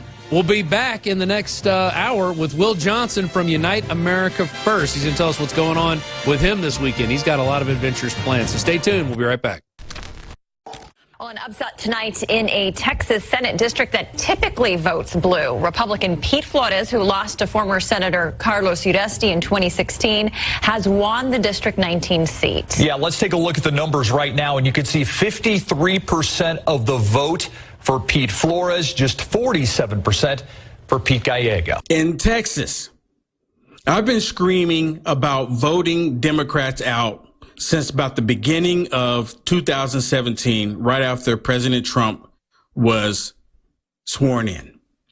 And just yesterday, September 18th, 2018, in San Antonio, Texas, they have just turned a seat red for the first time in 139 years. This is what I've been talking about. This is what we need to see more of. We need more Republicans to take these seats, to occupy these seats that's coming up in the Senate. I can only imagine the Democrats, how they are feeling right now. And you know what? I watched CNN today, and I watched a little bit of the other news today, and they didn't mention this at all. Not one time did they mention this. This is really upsetting to them. The Democrats do not want anyone to recognize that this whole blue wave that they've been talking about is still just circling around in a bowl that we all sit on. For 139 years, they have been occupying this seat. Now, during the general election, Hillary Clinton won this district by a pretty good margin. See, what's happening here is that what these Democrats are doing to this country, people are waking up to it. That's why people are walking away from the Democrat Party. This further increased the Republican supermajority in the chambers ahead of the November elections. This is phenomenal. This could possibly be the year the Democrat Party completely loses themselves. The main reason why I think this is happening is because people are waking up to what is actually happening. All the attacks on the president, never before have they ever seen the Democrats, the Republicans, the mainstream media all attack the president for doing positive things. It's never been like this. No one's ever seen it like this. And people are like, you know what? I'm done. I've had multiple people call in onto my show, my broadcast, saying I'm a Democrat and I'm not voting for Democrats this come election. I'm voting for Republicans because I do not like what the Democratic Party has become. The Democrat Party has become obstructionists, and all they want to do is resist everything that's good that the president is doing. You mean to tell me that with the jobs being at the way they are for the black community, that is a bad thing? You mean to tell me the jobs for the Hispanic community, great as they are now, is a bad thing? More jobs for women, more jobs for Asians, and that is a bad thing? Look at the economy. He's trying to secure our borders. Look at the GDP is so much better. He's putting Americans first. He's bringing jobs back to this country. He's doing all of these good things. He's put more money in the American people's pockets. And here it is, the Democrats talking about you need to take the money out of your pockets and give it to the government. That's not what people want to do. I don't want to give money to the government. The government's already draining us every which way that they can. Donald J. Trump, our president, he's exposing the deep state. He's exposing what these people are doing, and they do not like it. I mean, just look at Hillary Clinton talking about he's going to fire people in the White House, and if we don't get Democrats in the House and the Senate, he's going to fire more people. And if we don't have one or both houses of Congress in place, he will be even more uncontrollable and unaccountable. He will fire people in the White House. He will fire people in his administration who he thinks are crossing him, questioning him, undermining him. If the people are not doing what they're supposed to be doing for the American people, they should be fired. The mainstream media right now is attacking the president and attacking everything that he's doing good. And that's part of the main reason why people are leaving the Democrat Party. And what's really amazing about all of it is that CNN, MSNBC, and the rest of them don't realize when they spend day in and day out attacking the president, people are waking up to that. People are like, do you not have... Well, we've had bombshell after bombshell with Christine Ford's 80s yearbook that's heavily redacted. Why would you need to redact a yearbook? Can you imagine the parts that are redacted? Because what's unredacted is we get wasted, we pass out, we play beer pong, here's the blender and the margaritas and the beer we drink. You could go back and look at any other, I guess where they live in another world. And you got the bombshell of PayPal banning Alex Jones for perceived hate speech, which could be anything in the world. We're not going to tell you what you said. We're just going to say hate speech. You violated hate speech. And then we have Rosenstein now wanted to wear a wire to go and trap the president. And he laughs it off saying, oh, it was just a joke. It was a prank, bro. And then I just got a text, Alex Jones, I'm coming in. Need your help. So he may be in on this show, or I may be jetting, and I'm going to let my next guest take over for the remainder. We'll see what happens. I don't know. I'm playing it by ear. That's what I tell everybody who comes here. I said, you think you're going to do one thing over another. It's not going to happen like that. You got to be a jazz musician. You got to be ready to change the tune at the drop of a hat. You have to know your instrument and know how to play it, which in this case is video cameras and editing systems and lights and audio and streaming and being able to work together in multifaceted and multi-dimensions to get the word out. And that's what we're doing. But I got another little bombshell for you. CNN asked a bunch of women, got a group of women in the world, do you believe Justice Kavanaugh? And you know what they were expecting. You know the ladies, these are probably all Democrats too. They probably pull from a group of Democrats, and they asked these ladies, do you believe Brett Kavanaugh when he says he didn't do this, had nothing to do with it, doesn't even know this Ford lady? And here's what they had to say.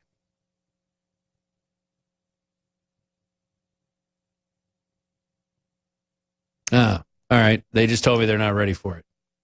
I gave you more than 30 seconds. They asked for 30 seconds. So let's just go to this then. Just wait. We're going to play it next segment. Mystery solved. Feds say solar observatory closure due to child porn case. Facility reopens after sudden lockdown. It's an article by Darren McBreen. This is the Sunspot Solar Observatory in Sunspot, New Mexico. And they claim it was a janitor looking at child porn. The warrant claims a source within the building notified authorities after seeing not good images on a computer at the observatory. FBI investigation shows the name on the warrant matches the name of the facility's janitor, although he's not been charged with any crime yet. Many local residents and internet users keeping up with the case originally speculated that it prompted on what prompted the closure. Many still question the child porn narrative now being put forward. Law enforcement has yet to explain why Black Hawk helicopters were required for the search and why all observatory employees were forced to evacuate the building.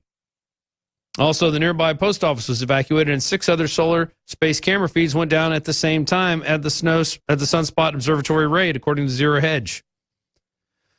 Alamogordo News reports that the facility's chief observer, who found a laptop with child porn on it months before contacting the FBI, waited to inform them because he was distracted by an unspecified urgent issue at the observatory. According Court documents show the FBI seized the laptop from the observatory on October 21st, 2018, a month before the raid. After the laptop went missing, the janitor supposedly acted unusual and said he thought there was a serial killer in the area and that he was fearful the killer might enter the facility and execute someone. Jesus. This gets weirder and weirder and weirder.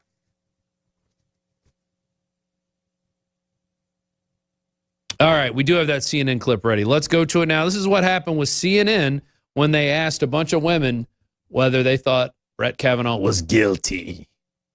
A show of hands, how many of you believe Judge Kavanaugh when he says this didn't happen? I believe him. Believe him too. I do believe him. I believe him. How can we believe the word of a woman or something that happened 36 years ago when this guy has an impeccable reputation?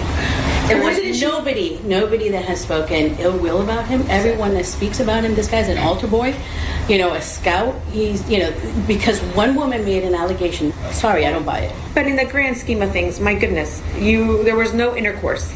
There was maybe a touch. Right. Can we really? 36 years later, she's still stuck on that? Had it happened? I mean, we're talking about a 15-year-old girl, which I respect. I'm a woman, I respect. And we're talking about a 17-year-old boy in high school with testosterone running high. Tell me what boy hasn't done this in high school. Please, I would like to know. Why would she come forward if this wasn't true? Because it has basically destroyed her family. She's had to move, she's gone undercover, she's gotten death threats. So if she's lying, why come forward? She's also destroying his life, his wife's lives, his children's lives, his career.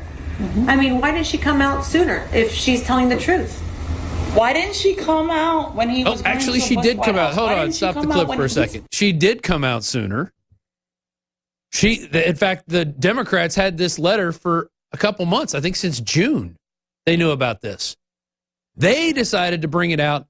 And in fact, it's not even certain who leaked it. It could have been the Trump people said, look, they're going to try to use this the day before the vote and try to stop this. Let's put it out now and let's get it out there.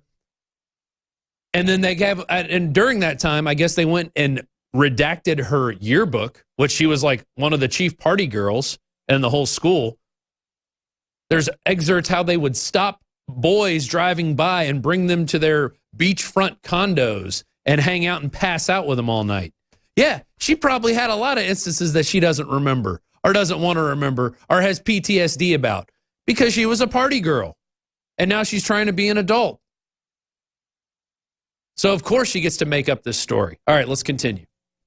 He's been a federal judge for over a decade. Why not have a thorough investigation instead of just the two of them? He said, she said. Because it doesn't matter. It does not matter what everyone else has to say. This is what happened, though, with Clarence Thomas and Anita Hill. The FBI investigated. It took 3 days. Done. Why not now? Well, this is not the same. This is a high school kid. I mean, it's not Anita Hill story. Does something that allegedly happened let's look at her 30 yearbook. Plus years ago matter today? Yeah. You can't judge the character of a man based on what he did at 17. Why don't you interview Juanita Broad? 30, 40 years later, somebody's going to destroy your life because somewhere at some party, it's not right, but maybe you touch somebody the way you were not supposed to. And who brought the alcohol for these kids? As women, though, do you have some sympathy for her for what she's going through? No, I have no sympathy. And perhaps maybe at that moment she liked him, and maybe he didn't pay attention to her afterwards, and he went out with another girl, and she got bitter, or whatever the situation is. They're kids. All right. So, who bought the alcohol for these kids? The teachers bought it. I was talking with Alex about this. I'm like, God, even if, and I was on the yearbook staff, you couldn't put anything in there. It was the early 90s. I mean, it wasn't the 80s. It was the early 90s. But we couldn't even have, like, if you were at a party or something, or just at an event, and there was a Budweiser sign behind you, they wouldn't let you put that in there. But that would be like, oh my God, a Budweiser sign or a Budweiser shirt. But look at their yearbook. To drink daiquiris, Molson, Heineken, and anything with saccharin, coffee, or hot chocolate. That's in their yearbook. Where she went to school and had blackout drunk parties. And then she's like, well, might have been Kavanaugh. I don't know. He lived within 30 miles of the school, so it's possible he was at one of my parties. This is ridiculous. And notice how they put Republican voter, Republican voter, Republican voter on there. How dare these Republican women don't follow the rule of women everywhere that say he's guilty, guilty. Send him to the Phantom Zone. All right, we'll be right back with Will Johnson after this short break. You're watching Infowars.com/show, The War Room. I'm your host, Rob Dew. You're watching The War Room.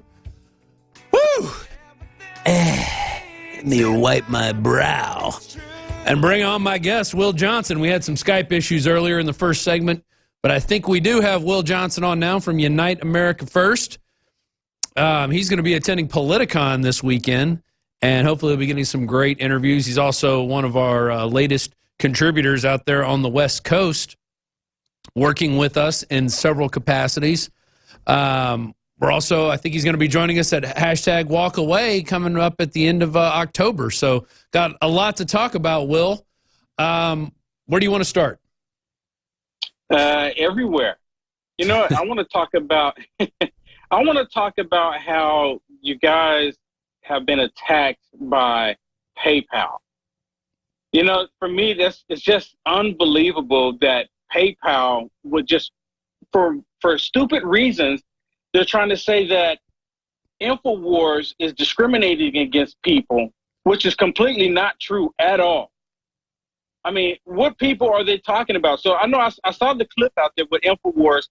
There was a phone call. PayPal called and said, we're ending our service with you. They gave a completely stupid reason that was irrelevant to anything. They were saying that you were discriminating against people. They didn't say which people. Are they trying to say you discriminate against black people? Because I'm a black male and I support InfoWars. And I know for a fact that Alex Jones, you yourself, Owen Schroeder, you guys are not racist. It's only the left that are the racist ones. They are doing this because they fear InfoWars. They are afraid what's happening this midterm election. And just like in the report I did talking about in Texas, where the gentleman is with 139 years, no one saw it coming, and he beat out the sitting Democrat. This just means that people are waking up to it, and they're seeing what's happening. And InfoWars, I think InfoWars is bringing so much light to what the evilness of the left, and people are just running with it. Like, this is beautiful. It's beautiful what's happening, and it's terrible at the same time. And you know, what really gets me is about how the left is attacking InfoWars.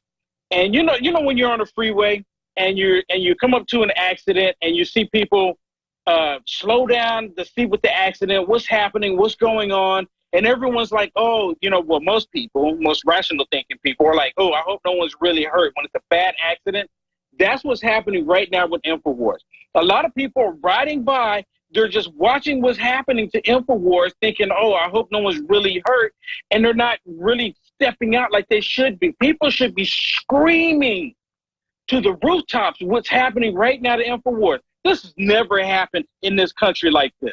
We're seeing tyranny happen right in our face.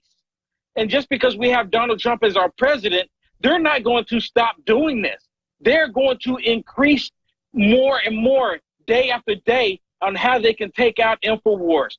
And people, just because they're attacking InfoWars doesn't mean this attack is not on you. And that's what I mean by the drive-by. Everyone's just slowing down to watch what's going on and don't even realize that they are in the accident as well.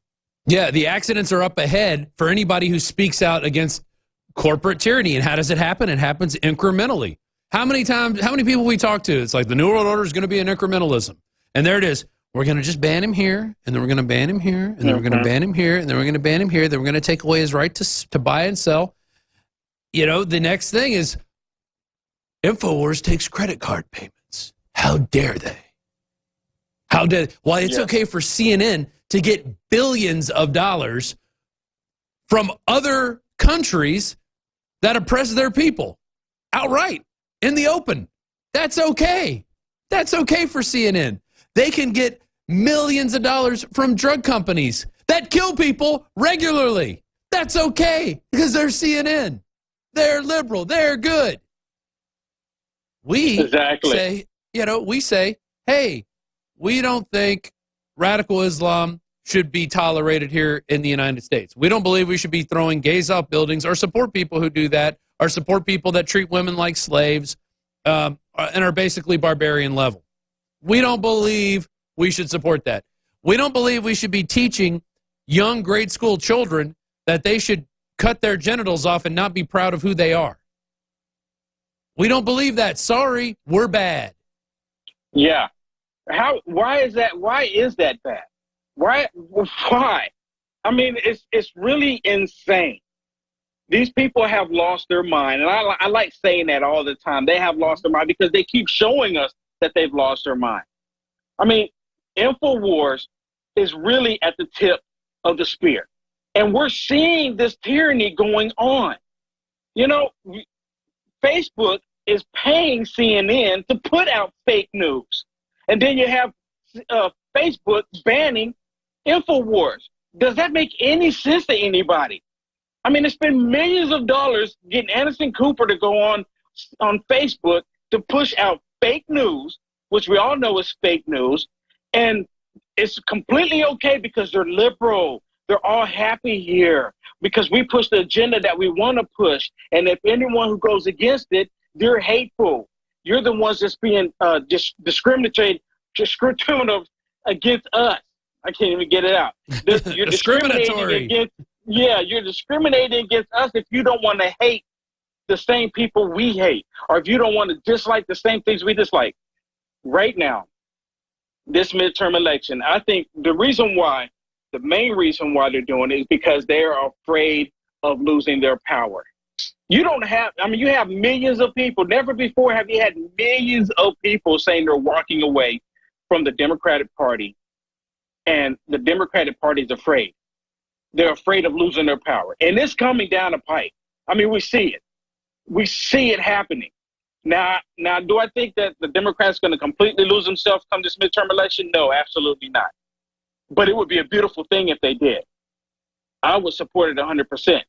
Because it's the Democratic Party that's been doing everything to people, not just black people, but to people in this country. And this whole Kavanaugh, this attack on Kavanaugh is an attack on white men. Now, I did a video just the other day when I was talking about how the attack on white men in this country is going to intensify. I mean, simply, if you're a white male and you hold the door and you accidentally hit a female's hand by holding the door, she can call assault. He touched me. He hit me. He was trying to rape me. But then you have Keith Ellison. There's papers showing where he was physically abusing a lady. Me Too is nowhere to be found. But that's okay. And they say nothing. And it's okay. He's a good liberal. Come on, Will Johnson. Exactly. Get with the program. He's a good liberal. You know, when we get back from break, let's play there. Speaking of Me Too, there's a Me Too commercial that they put out in support of Party Girl Ford. All right, so we're going to play that when we come back. I'm going to give out the phone number at the top of that break. Remind me, Will, if I don't. Let's take a few calls in the last segment here. You're watching The War Room. Thank you for joining us. Infowars.com/show. Dear Professor Ford. Dear Professor Ford. Dear Professor Ford, We know how difficult it is to stand up to powerful people. We want to thank you for publicly sharing your story of sexual violence. As members of the Senate determine whether Supreme Court nominee Brett Kavanaugh should serve as a Supreme Court Justice. The Supreme Court Justice. This context is critical. The behavior you described was wrong. Wrong, and runs directly counter to upholding the law and promoting justice. He should not be confirmed. He should not be confirmed. He should not be confirmed. We can also imagine how shocking and overwhelming it must have been to have your truth shared on a national stage without your permission. You should be the decision maker about how your story is shared, if ever. We applaud your courage in coming forward For the public good.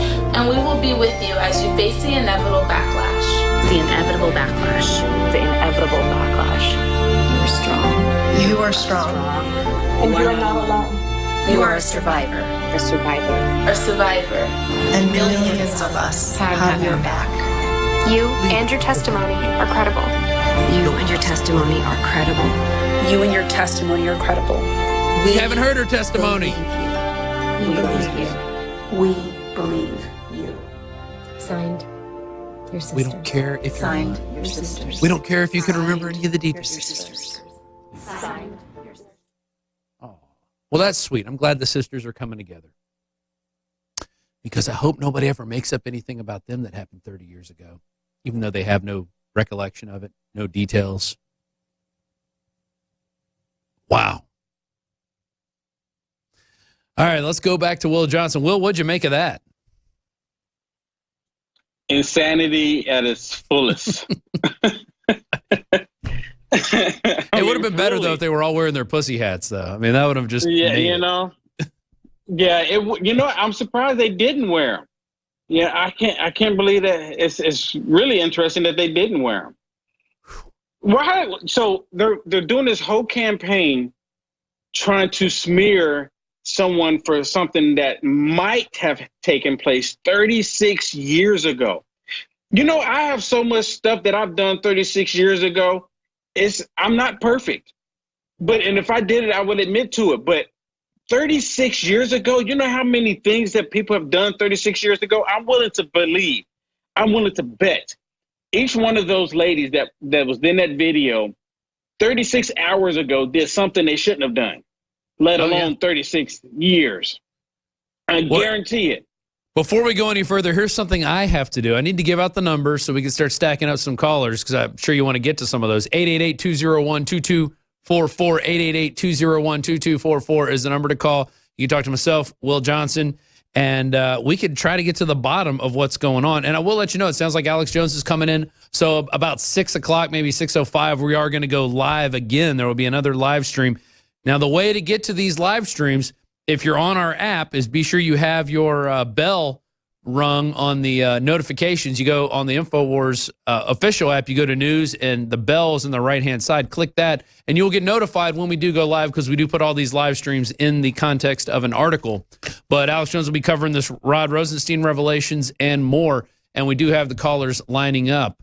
And we'll go to those in 1 second. But Will, there's basically what these women are saying is that if you can come up with a story, even though you don't remember actually what happened, I mean, and now the reputation of where this woman was brewed, essentially, okay, the soup that she was in was mixed with drugs, alcohol, sex, blackouts, just wanton abandonment, and it seemed to be okay from the adults because they were publishing this stuff in their freaking yearbook. I mean, who was on the watchtower looking after these kids? There it is again, the blender with the tequila and the beer. You could not put that in any yearbook anywhere except this overprivileged, elitist, wigged out society, which Christine Ford comes from. Yeah, you know what, that's unbelievable. I mean, just looking at that, you know, if the kids today did anything remotely close to that, they would just, oh my God, oh, what's going on? What's going on? Kids, they're having fun. They're having fun. Oh, like we didn't do that when we were younger. Now, I used to live in Germany when I was younger. So having parties at that age, 36 years ago, was nothing out of the it was completely the norm. Yeah, it was nothing. We did it, and since I was living in Germany, where beer was free, or not free, but it was not illegal. Well, it was. I thought beer ran down like rivers through the land. You could just dip it in. In Germany, yeah, exactly. But when I was living in Germany, at the age of 14, I was buying beer, you know. But I didn't take advantage of any females. Females took advantage of me. So maybe I should go back and find all of these females. Turn them in. Time when I was 14 and turn them in. Absolutely. Hashtag me too. We got to me too. These women taking advantage of men. Maybe we should do hashtag us too. Women develop way earlier than men. Okay. Yes. When you in middle school, it's the girls that are talking about boys. Boys are just going about their business, just trying to figure out what the heck's going on and why stuff's happening to them. The women have already clued in on that, and they are looking for boys. And there's nothing wrong with that. That's human nature, okay? Yes, we should set up guidelines and raise our kids right so they're not treating each other like pieces of meat. But you can just look at the excerpts of that yearbook that are not redacted. Can you imagine what's been redacted? I mean, it's always over their mouths. So it's like it seems like they're shoving things in their mouths constantly. I mean, it is just out of control. Out of control. Look, they're wearing Playboy bunny outfits. Playboy bunny outfits. And this was during the same time she was accusing Kavanaugh of touching her mouth, covering her mouth up. And not actually raping her. No. Not actually going, to the part where he physically harms her. She's claiming that he put his hand over her mouth. So we have to say that's assault, that was rape, that was enough for him to say, I'm going to step down, or enough to hold it off until after the midterm election. They're crazy. They're crazy. Let me change the subject just a little bit. I want to talk about the InfoWars app. All right. Because the InfoWars app, I have it on my iPhone, my Apple iPhone, before they shut it down. So I have the app. And if anyone has the app before they removed it from the Apple Store, good on you. Keep it there as long as you can. There's actually an option within the iPhone app that you can go in and you can review the app. Give it 5 stars and put your reasoning why the app should remain there. I put mine in there saying this is freedom of speech. Freedom of speech should start when I don't like what you're saying. Yeah. That's where it should start. I don't like what you're saying, then that's where it should start. At least that's what it does for me. But if you have the app on your iPhone, go in there and review it, give it 5 stars, and put the reason why the app should stay and why the app should come back to the Apple Store. Because if they're going to, if you're removing something simple as an app, freedom of speech, so people can express themselves, who's to stop the big government from coming down and shutting down Apple, which Apple's already working externally with some other countries. Mm-hmm. That like to kill people for practicing different religions. Oh, but that's okay. It's Apple. Right. That's okay because the big Apple. So go into the App Store, even on the Google, go into the App Store and review it. Give it 5 stars. Because that's one way the people can speak. Yeah. That's how you have to speak your mind now. Dump PayPal. Get rid of your PayPal account. They said this is permanent. They're done with us. Let's be done with them. Let's not do business with PayPal anymore. I'm dumping my account. All right, I got some callers coming up. I got Cindy in Rhode Island. I got Will in Mississippi, Benjamin in Florida, Jennifer in Illinois, and Marcus in Houston. I'm going to go to all 5 of you guys. Be ready with your point. Be ready to talk. We're going to go as quick as we can, try to get through these with myself and Will Johnson from Unite America First at UniteAmericaFirst.com, or that's Twitter, and UniteAmericaFirst.com. We'll be right back after this short break. Well, the InfoWars army is in full effect. And here's a great example. Last night, Trump was in Las Vegas, and what do we see? Somebody puts up a free Alex Jones sign. Hashtag free Alex Jones. Let's give credit where credit is due.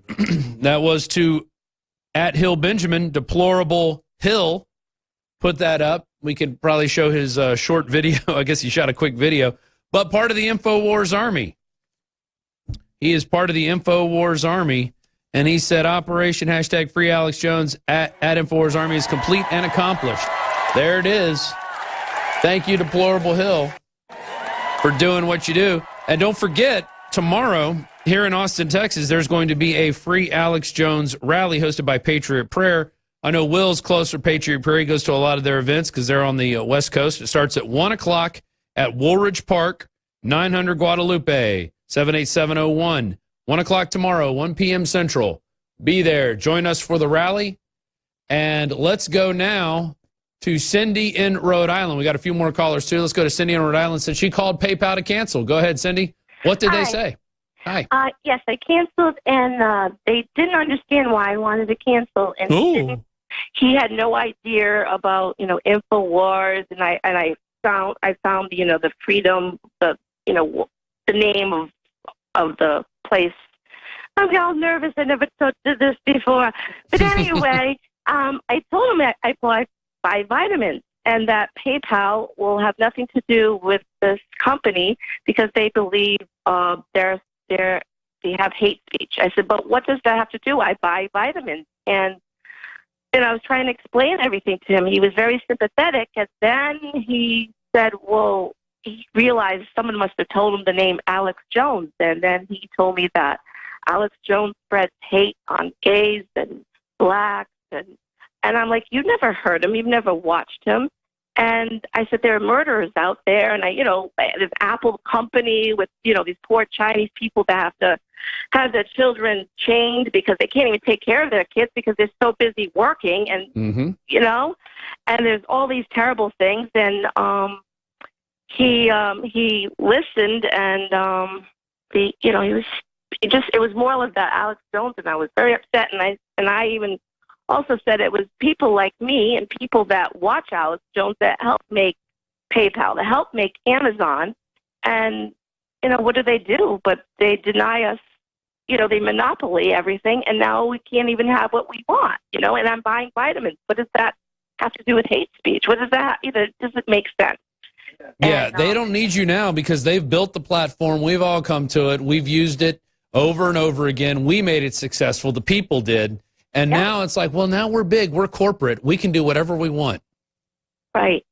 And I went on about Amazon, the same thing, and with Whole Foods, and they're not going to label GMO. They're going to do whatever they want because he seemed very liberal, but you sound like a Russian bot now. If you speak out against GMOs, you're a Russian bot. You see how it works? See how they can shoehorn you into that? Thanks for calling, Cindy. Appreciate it. Thank you for canceling PayPal. I hope you spent the balance at the store.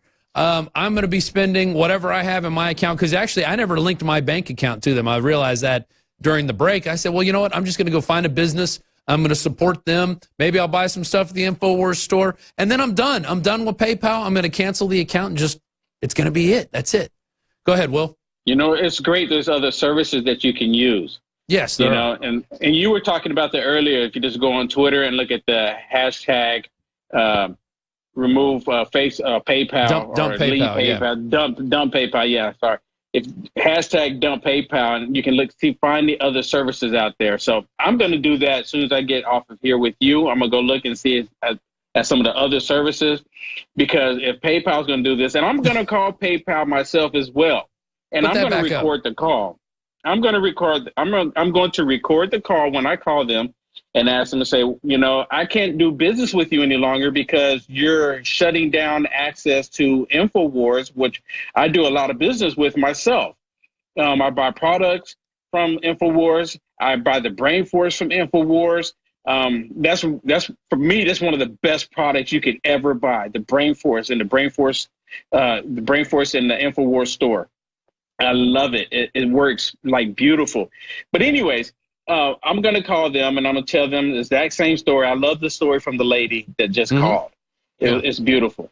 No, people need to record these and put them online so we can hear what they're going to say. Because, my script here says Alex Jones racist. So he's a racist. He spreads hate. I have it here on my script I read from. So sorry for your trouble. Robots, that's what we're dealing with. No offense to the people that work at PayPal, but, you're working for tyrants. And that's the way it is. Let's go to Benjamin in Florida. Wants to talk about censorship of InfoWars. Go ahead, Benjamin. Hello. Can you hear me? Yes, go ahead. Okay. My thoughts regarding the censorship of InfoWars and Alex Jones is that I think that the left is sending a really bad message, which is that they don't explicitly state it, but implicitly it's stating that you all are too rational to actually debate them, because if you were actually as insane as many of the far left people say you are, it would logically be pretty easy to debate you, correct? Exactly. They could come at us with truth and logic, and we could have a debate, and then they would beat us if they were right. But they're not in the right. They know that, so they have to go, shut up, you can't talk. And, I see this especially problematic because, I live in a college town, and I'm sure that if I walked into just some random gender studies class, I'd probably see a professor talking about how great socialism is, or how great communism is. Or how to hate men. Why you should hate men in the patriarchy and whatever else they're going to make up. Yeah, exactly. But it's okay for them to do it. See, it's okay for those groups to have hate, but if you're a white man, you can't speak out against anything. You have to be like, well, I'm for throwing gays off buildings. That's what I'm for, and I'm for treating women like slaves. That makes me an Islamist, and I should be able to get to do what I want. I guess at that point, then they're like, yeah, now you get to do whatever you want. You just have to bow down to Islam, radical Islam. And I just find it very problematic that it's like, okay, I don't even think that the communists should be banned from speaking, because, I mean... Because we can defeat them in a debate. We can defeat their ideas in a debate, but I'm just seeing like this, why would we want to ban them whenever... The better thing I would think for a liberal is that if they really want to go take it to their logical ends, would be to go find whatever their best intellectual for their liberal causes and have them actually have some kind of scholarly debate with Alex Jones or someone from InfoWars on those are great points, Benjamin. Topic.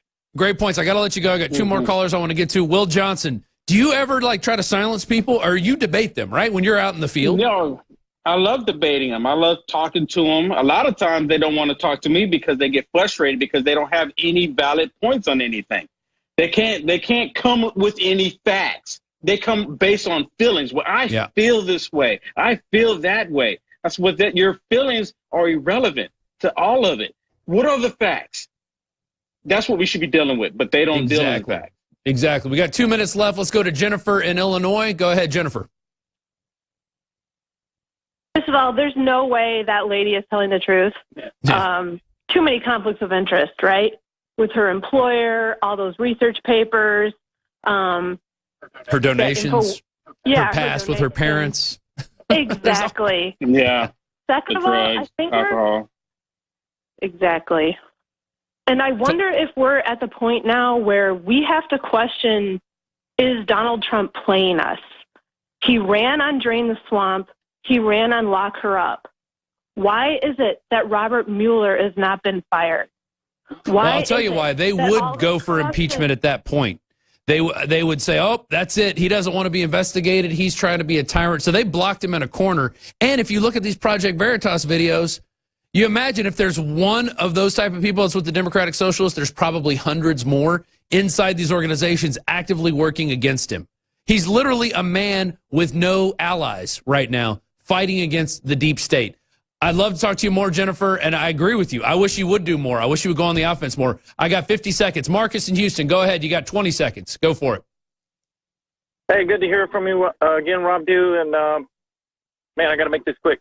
Info Warriors, we have to ignite. We have to get out in the streets. We have to do these signs. You hear Owen's frustration. You hear Alex's frustration because the attack is on us now. I wanted to make the suggestion, just like the Breitbart truck attack list. Hey, hold on, Marcus. I got to let you go. You're getting complicated. Will Johnson, where can people find you? There it is, Facebook. Will Johnson. He's a free thinker. He got to be booked in jail. There it is, free thinker. That's great. Will Johnson's going to be at Politicon this weekend. You can follow him at Unite America First. You can follow me at News. Thanks for watching The War Room. Alex Jones is coming up soon.